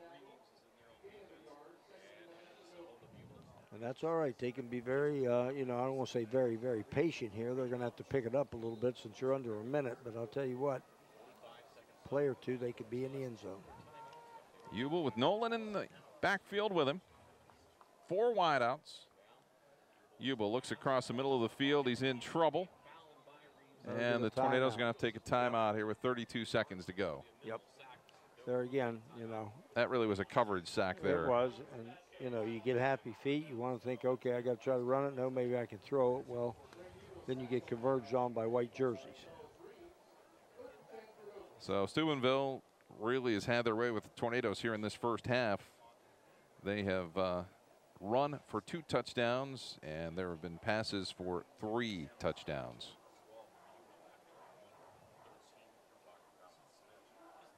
So we'll see what the Tornadoes opt to do here on 3rd down and 10.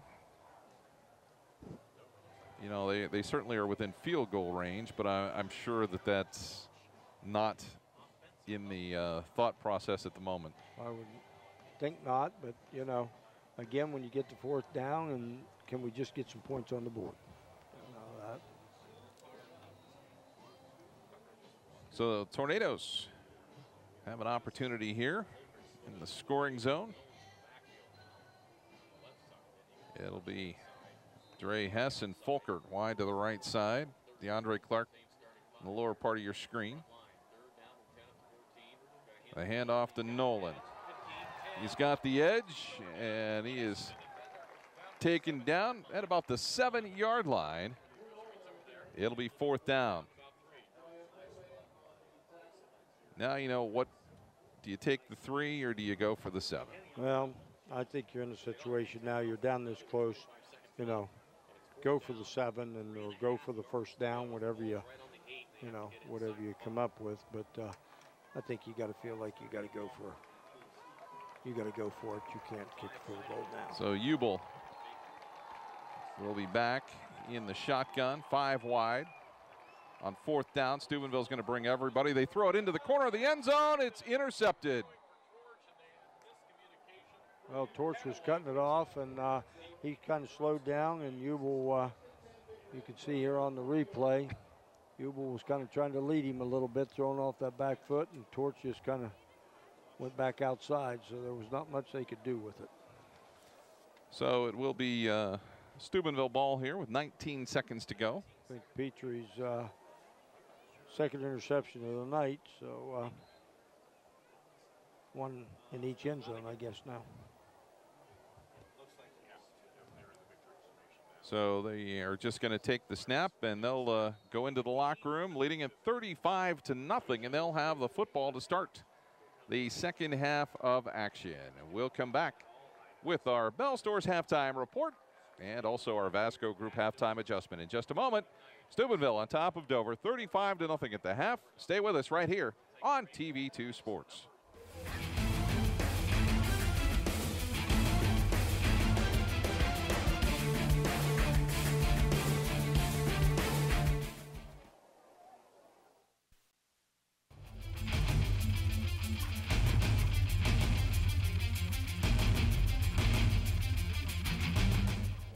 Steubenville Big Red with a commanding 35-0 lead over the Dover Tornadoes at halftime. Welcome to our Bell Stores halftime report. To better serve you in Dover, Bolivar, New Philadelphia, and Strasburg. And Chuck, really, it's been a dominant performance by Steubenville. Dover just offensively had a chance right before the half and had it end on a 4th down interception in the end zone. You're right. I mean, you know, you can see right now with 35-0, you can see why Steubenville's the #1 team in the state of Ohio. They're pretty doggone good, pretty solid all the way around. Dover just can't get anything done, Scott, offensively right now. You know, Steubenville's defense is so good that, you know, when Ubel's in, they got to sit back a little bit because he can run or throw. And then when they bring the sophomore in, they know he's going to throw the football, so they just pin their ears back. You know, Dover's just got to get out of here healthy this game, and they've just got, you know, to stay positive right here, knowing that, you know, they faced a pretty good football team tonight. Let's take a look at our statistics here for the 1st half of action, courtesy of Jay Honders. Well, you can see right off the bat why it's 35-0. You know, rushing the football, Dover's had 0 yards. That's just because Ubel's been sacked so many times. Passing, they were 7 of 17 for 20 yards, so they got 20 yards total offense.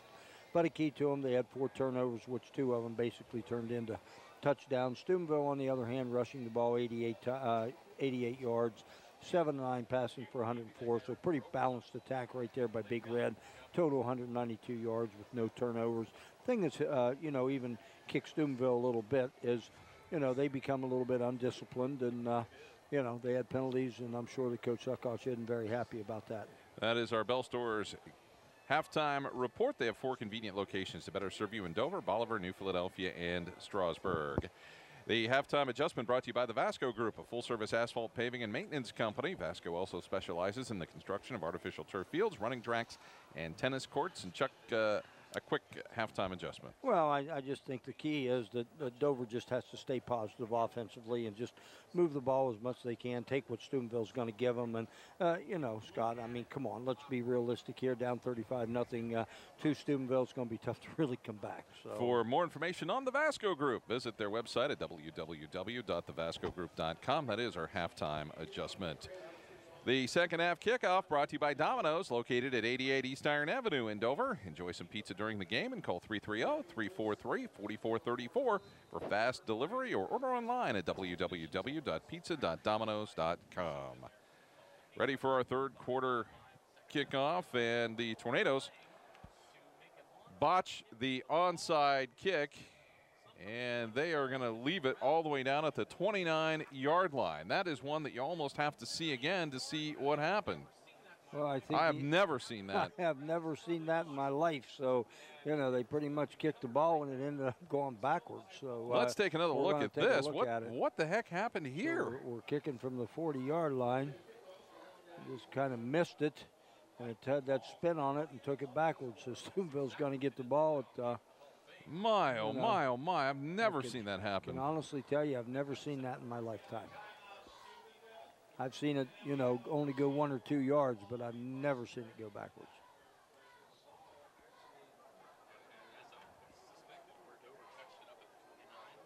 So the ball is going to be spotted clear back at the 29-yard line. Steubenville took a quick timeout, and Steubenville's coming out with a whole new group of folks.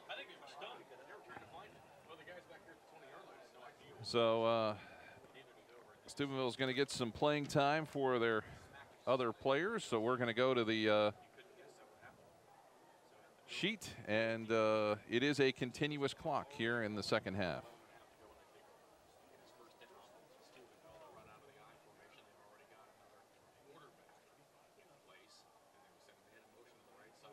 In motion was Mitchell Goulon. And that the quarterback is Johnny Agresta, number 22. Who I'm not sure, Scott, that we even saw him warming up, did we? Or was he the number 3 that we were looking at? He looks a little bigger than the yes, number 3 he did. quarterback. That's what got me there, so. Yeah, that's not even the same body build. So out of the I formation, 2nd down and 7.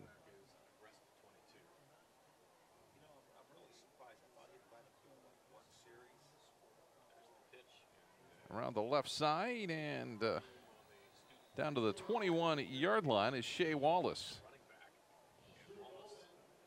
It'll be 3rd down and about a yard. So we got to assume that a lot of these guys you're going to see, and we won't spend a lot of time on, it's probably their sophomores and maybe a few juniors spread in and out. Yeah, Agresta is a sophomore. So we'll see what they can do here. They've lined up, look like they're going to run the football here. They switch into the power I. The pitch to Wallace, and he'll have the 1st down at the 17-yard line.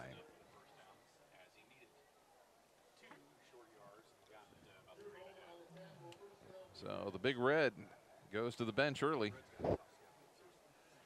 And you know you know you don't want to say too much about anything, but you know most coaches come out in the 3rd quarter and at least stay with their first group, and Coach Suckoff's just come out and started his 2nd group on offense. So out of the I formation, Agresta under center. The handoff to Wallace off the left side. He'll dig into about the 15-yard line where the tackle is made by the Tornadoes. Looks like it was Jason Conant and Joe House there for the Dover Tornadoes. It'll be 2nd down and about 8 after the gain of 2.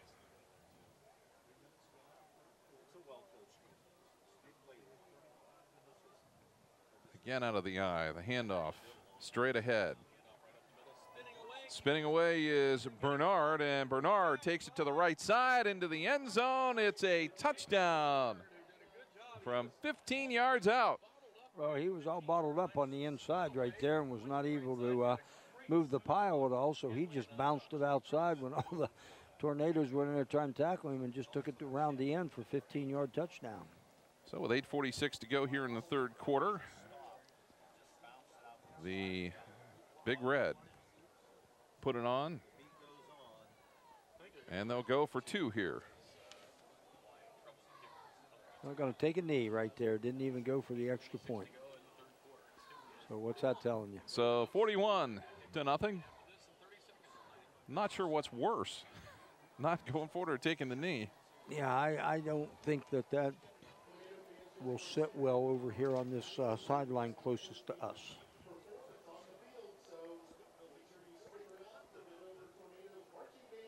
So it is 41-0.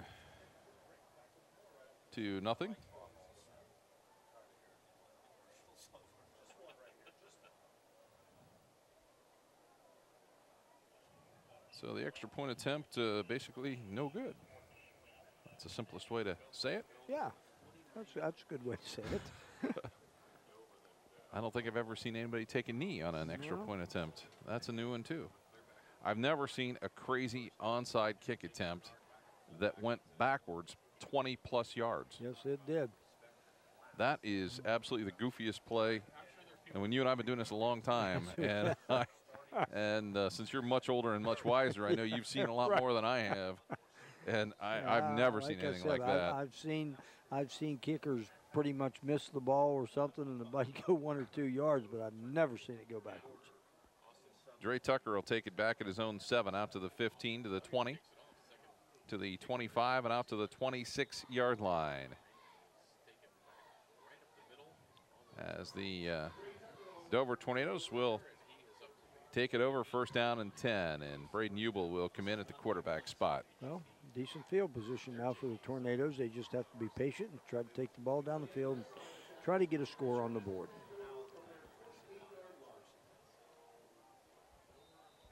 Well, the Big Red changes over on defense as well.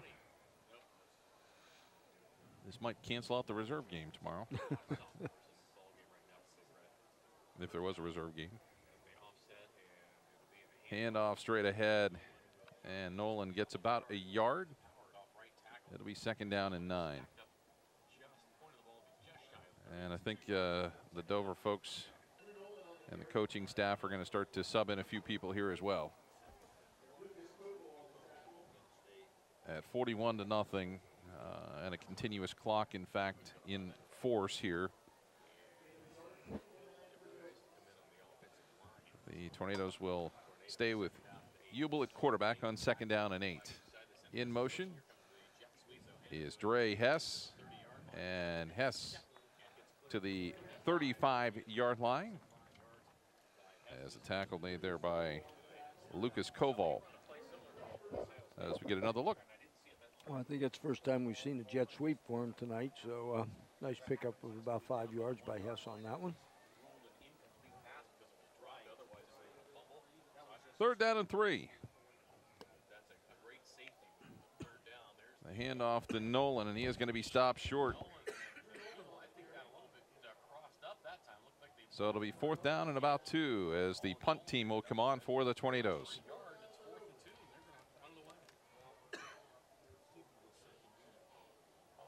You know, Coach Ift was so positive before the game that he had a great week of practice with the kids and that they were ready to play, and it just hasn't turned out the way they had hoped. Van Gilder will punt it away.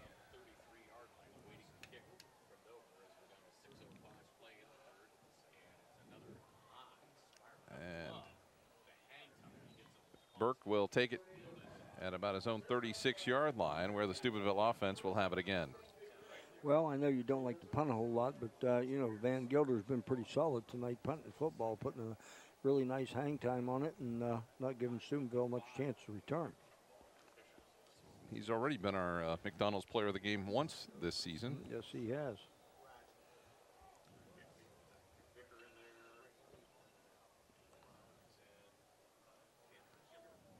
To the outside, Agresta. The pass looked like Johnny Walkowski as Jared Torch makes the tackle. The gain of 5, 2nd down and 5 for the Dover Tornado, or rather the Steubenville Big Red. 5:07 to go and rolling in a continuous clock here in the third quarter.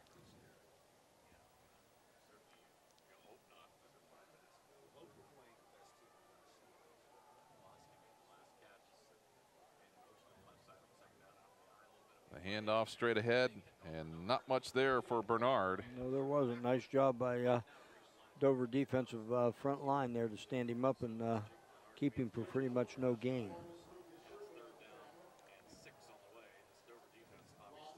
I don't believe we've seen Steubenville punt tonight, have we? I do not believe we have. Okay, so just Dover defense to hold here on about 3rd and 5, and maybe we'll see the first punt tonight from Steubenville. Well, Steubenville's pretty much kept it on the ground here. We'll see what they opt to do here on 3rd down and 5.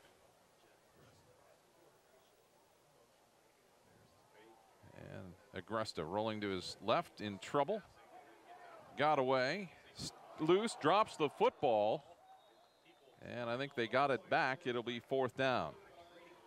Nice job right there by Dover's defense. Good pressure on the little bit of a bootleg out there. You can see it here.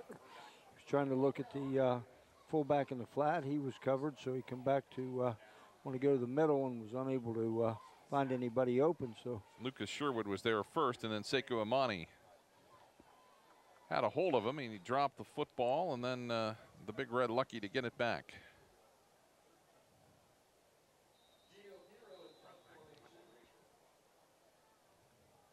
Gino Pirro back to punt for Steubenville. Dover's going to have to take a timeout.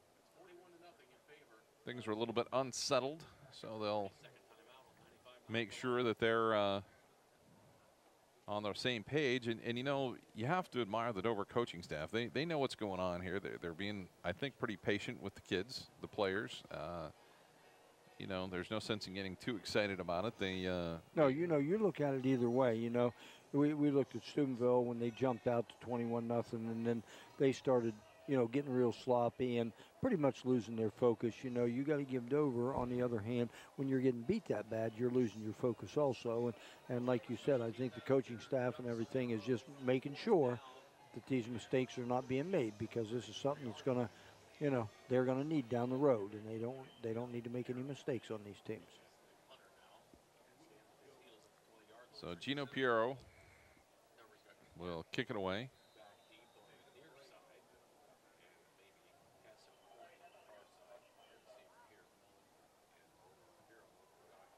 And now we see why they don't punt very often. And the ball will be stopped at about the 48-yard line. So the Dover Tornadoes will have field position near the midfield stripe to begin this drive. Pretty good field position for them, and you know, just get positive things to happen with your offense right now. That's the key.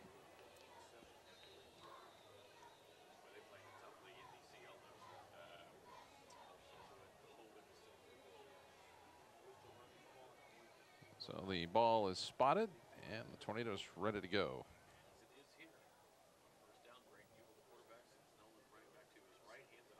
They hand off to Ubel.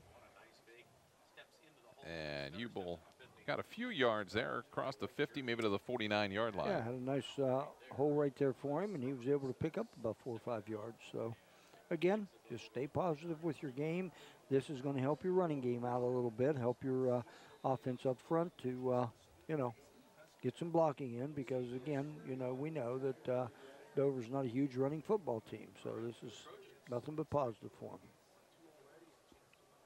They give it to Hess. Hess will be stopped near the first down, and they're going to say, go ahead and move the chains. Why not? So at the 42-yard line. Just again, that jet sweep they just ran in the last offensive series, and Hess was able to make a nice move right there and pick up 4 or 5 more. So big first down for the Tornadoes. So it'll be first down and 10.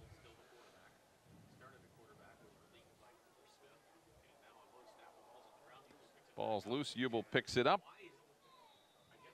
and maybe lost a yard or two.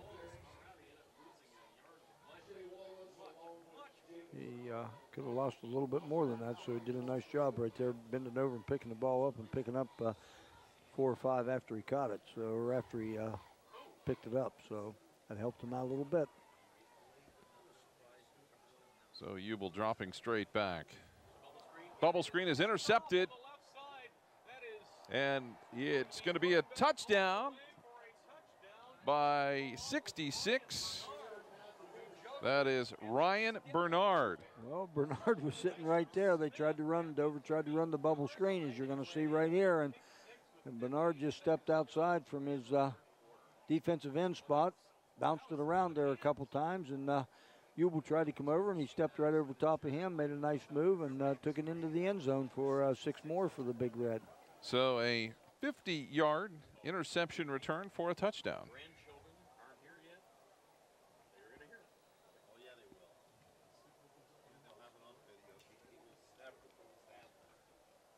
So the big pick 6 for the lineman. Well, that's huge for that gentleman right there. You know, what year of school is he in? Because and the Steubenville Big Red's going to take another knee with the score 47-0. Yeah, Bernard there is a junior, and that might be the biggest play he ever makes in his lifetime. So he got something to look forward to down the road. So Steubenville's been in control since the beginning. We want to thank a couple of our sponsors as well for being with us tonight. Brought a Keister Implement located at 2239 West State Street in New Philadelphia. Keister Implement is your local John Deere dealer. And the game also brought to you by Lightning Signs and Decals located at 224 7th Street Southwest in New Philadelphia. Lightning Signs and Decals, where lighting always gets your attention. Thanks to Kent State University Tuscarawas for sponsoring our scoreboard. And we also appreciate the help of all of our sponsors, including the Buckeye Career Center, bringing you all of the replays for our game this evening. Well, let's go back a little bit now. Steubenville scored twice this half, taking a knee both times. I would certainly think, and again, you know, I'm not down there on the field coaching, but I would certainly think you'd want to at least put your backup kicker in to let him try extra points or something. So kind of something new, I guess, that I've not familiar with. Dre Tucker, the return to about the 30-yard line. And it'll be first down and 10 with 37 seconds and counting here.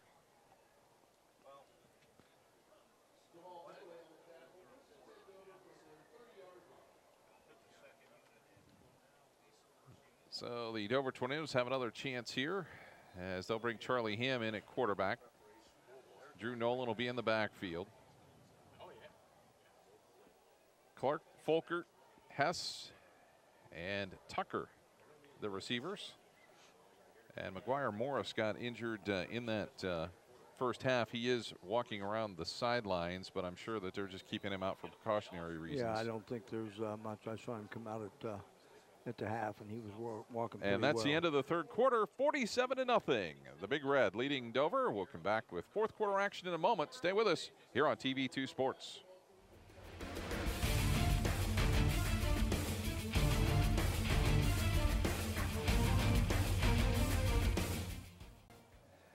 And it's time now for our third quarter recap, brought to you by Century National Bank. Visit Marty Merriman or Sue Edwards at their new office in Monroe Avenue in New Philadelphia.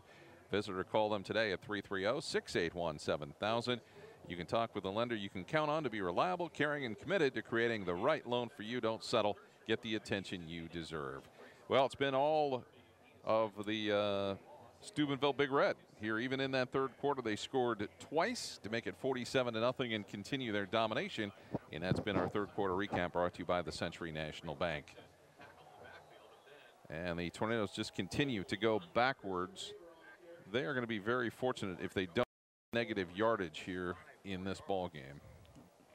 Well, this series here, Dover put in their second unit of guys, and like you said, you got Charlie Ham back there at quarterback, so they're just trying to, I think, run the football and try to get out of this as healthy as possible and as quickly as possible.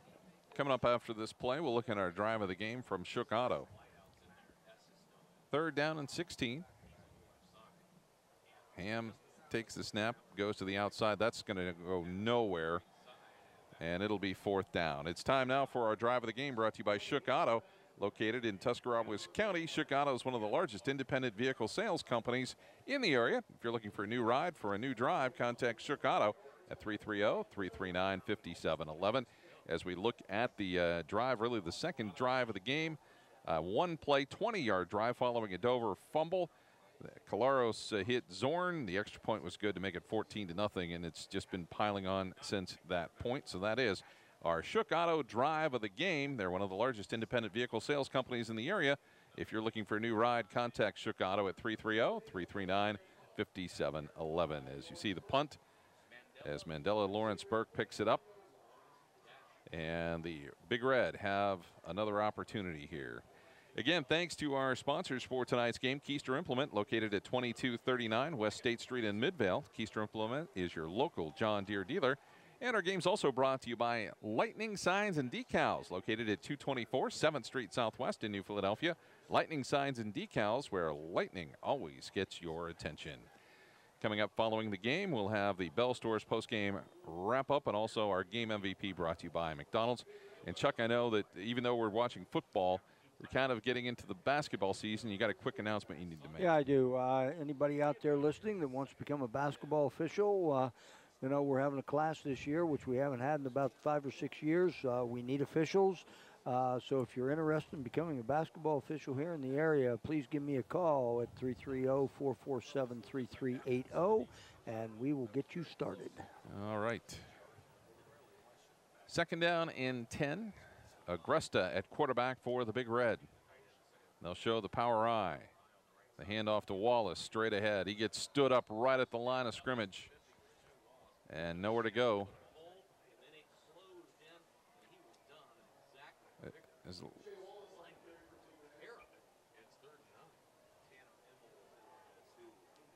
Looked like Tanner Immel might have been the one standing in there and making the stop.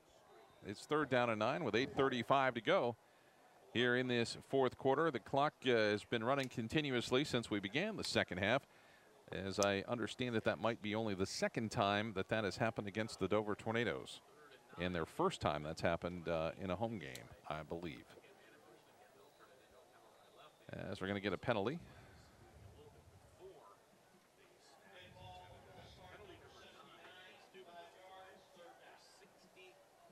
So the game that everybody looked forward to just hasn't panned out quite the way that many thought. No, it didn't really, and I'm sure, like I said, and you said it before too, Coach If was so excited to play this game tonight because, you know, he kept saying this is high school football at its best right now, and he did get a pretty good team on the schedule this year. Third down, handoff. And a hard run by the Big Red down to the 47-yard line. This is the homecoming game for the Dover Tornadoes, and they did name the king and queen here at halftime. Miriam Nordine, the homecoming queen. David Buss, the homecoming king. So congratulations to both of them.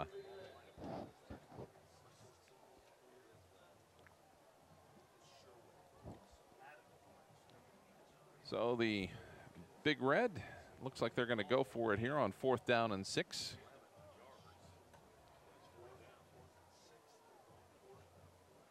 Agresta looks to the outside, has got a man wide open, and it's dropped as it was in and out of the hands of Alec Davis. Plenty of yardage there too, plenty of green in front of him, and also plenty, if he would have just stopped and caught it, he would have easily had a first down. He kept bobbling around there. I thought he had it until didn't quite get his hands underneath it. So Tornadoes are going to come out with the football. So it'll be first down and 10 for the Tornadoes.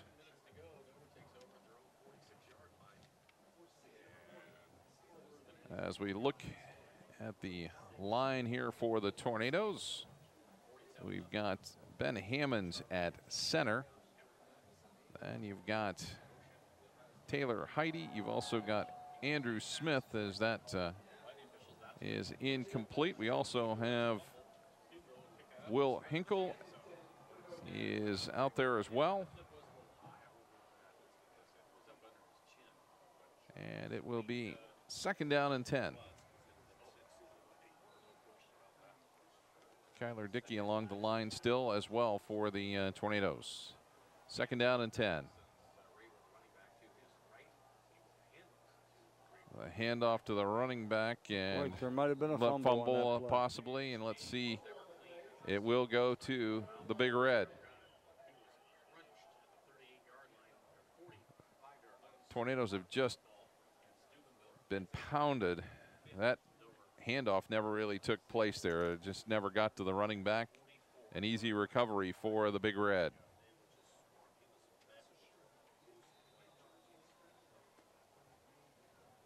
So it will be 1st down and 10 for the Big Red with 5:43 to go.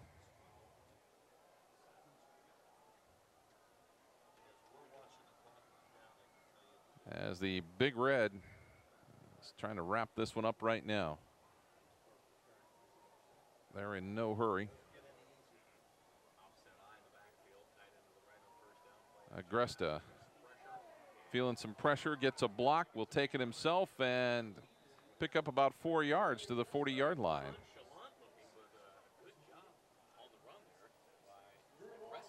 A little surprising that they were going for another pass there on 1st down.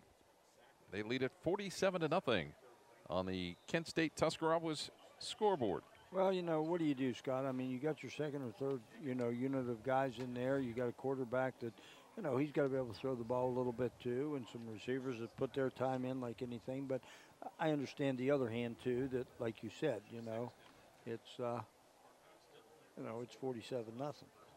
Bell Stores game wrap-up coming up next, along with our McDonald's MVP, as some yards gained there by the Big Red. Coming up next week on TV2 Sports on Tuesday, we've got a soccer match. The New Philadelphia Lady Quakers take on the Highland Lady Hawks. That's a 7 o'clock start. And then Friday night, the Claymont Mustangs come to New Philadelphia. The Quakers on a rampage against Northwest, and certainly the Mustangs have struggled early on here, and they've taken some lumps. We'll see how they do against the Quakers coming up next Friday.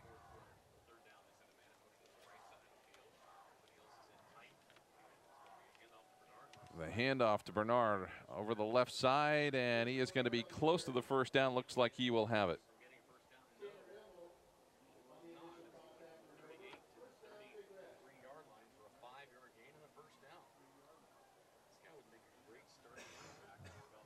So 1st and 10 for Steubenville with 3.5 minutes remaining.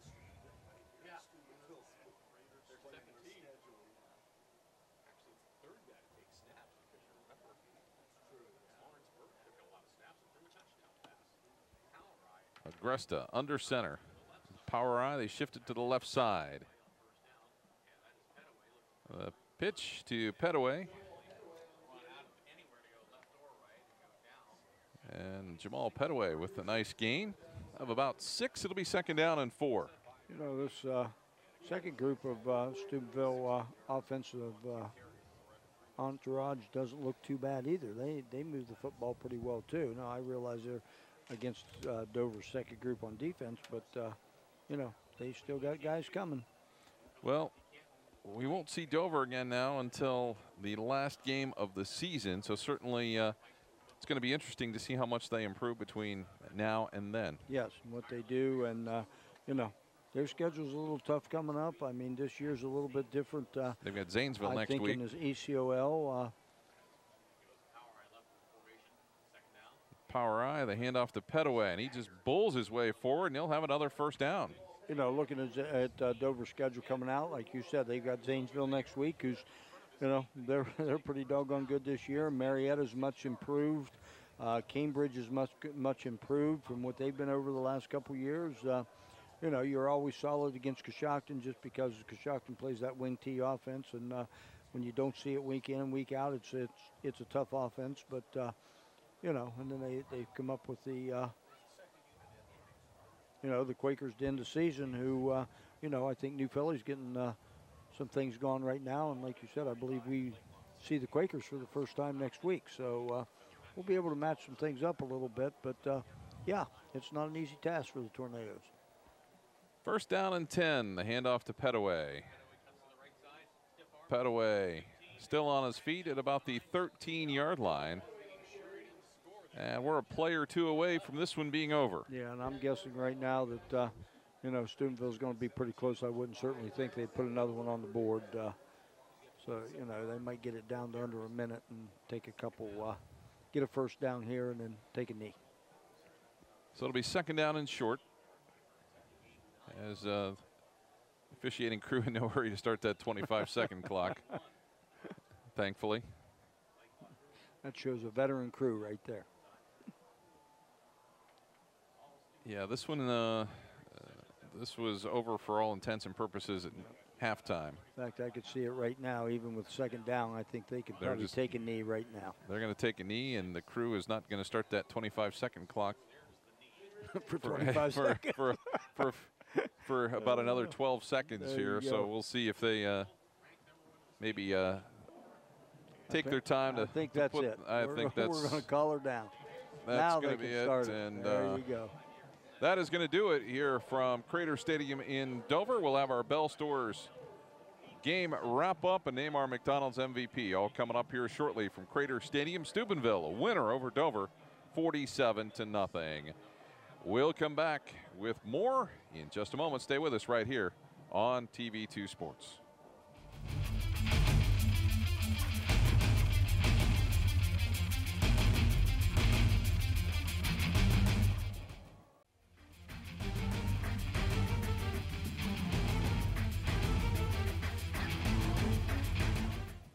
And welcome back to wrap up this game. The Steubenville Big Red, a 47-0 winner over the Dover Tornadoes.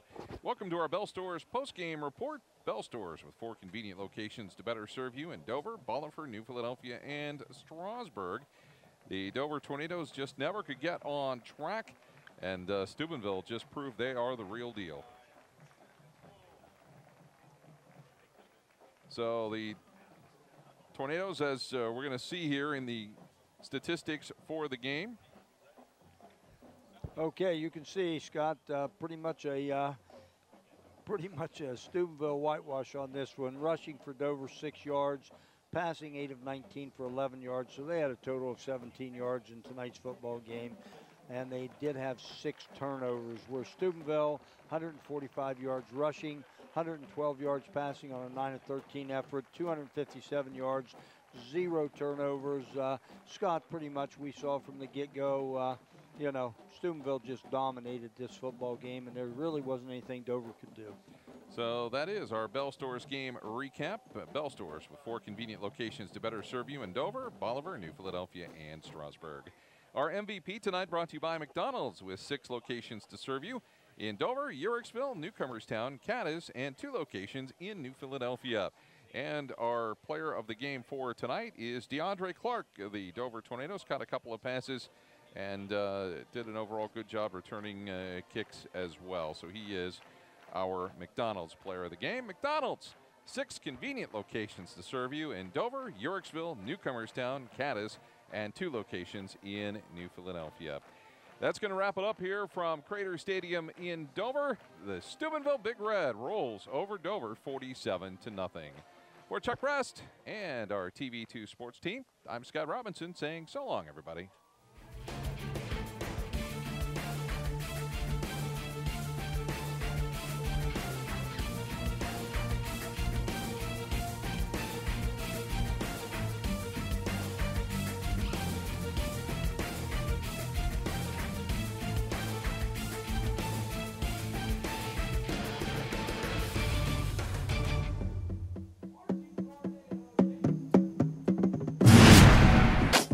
Ready, break.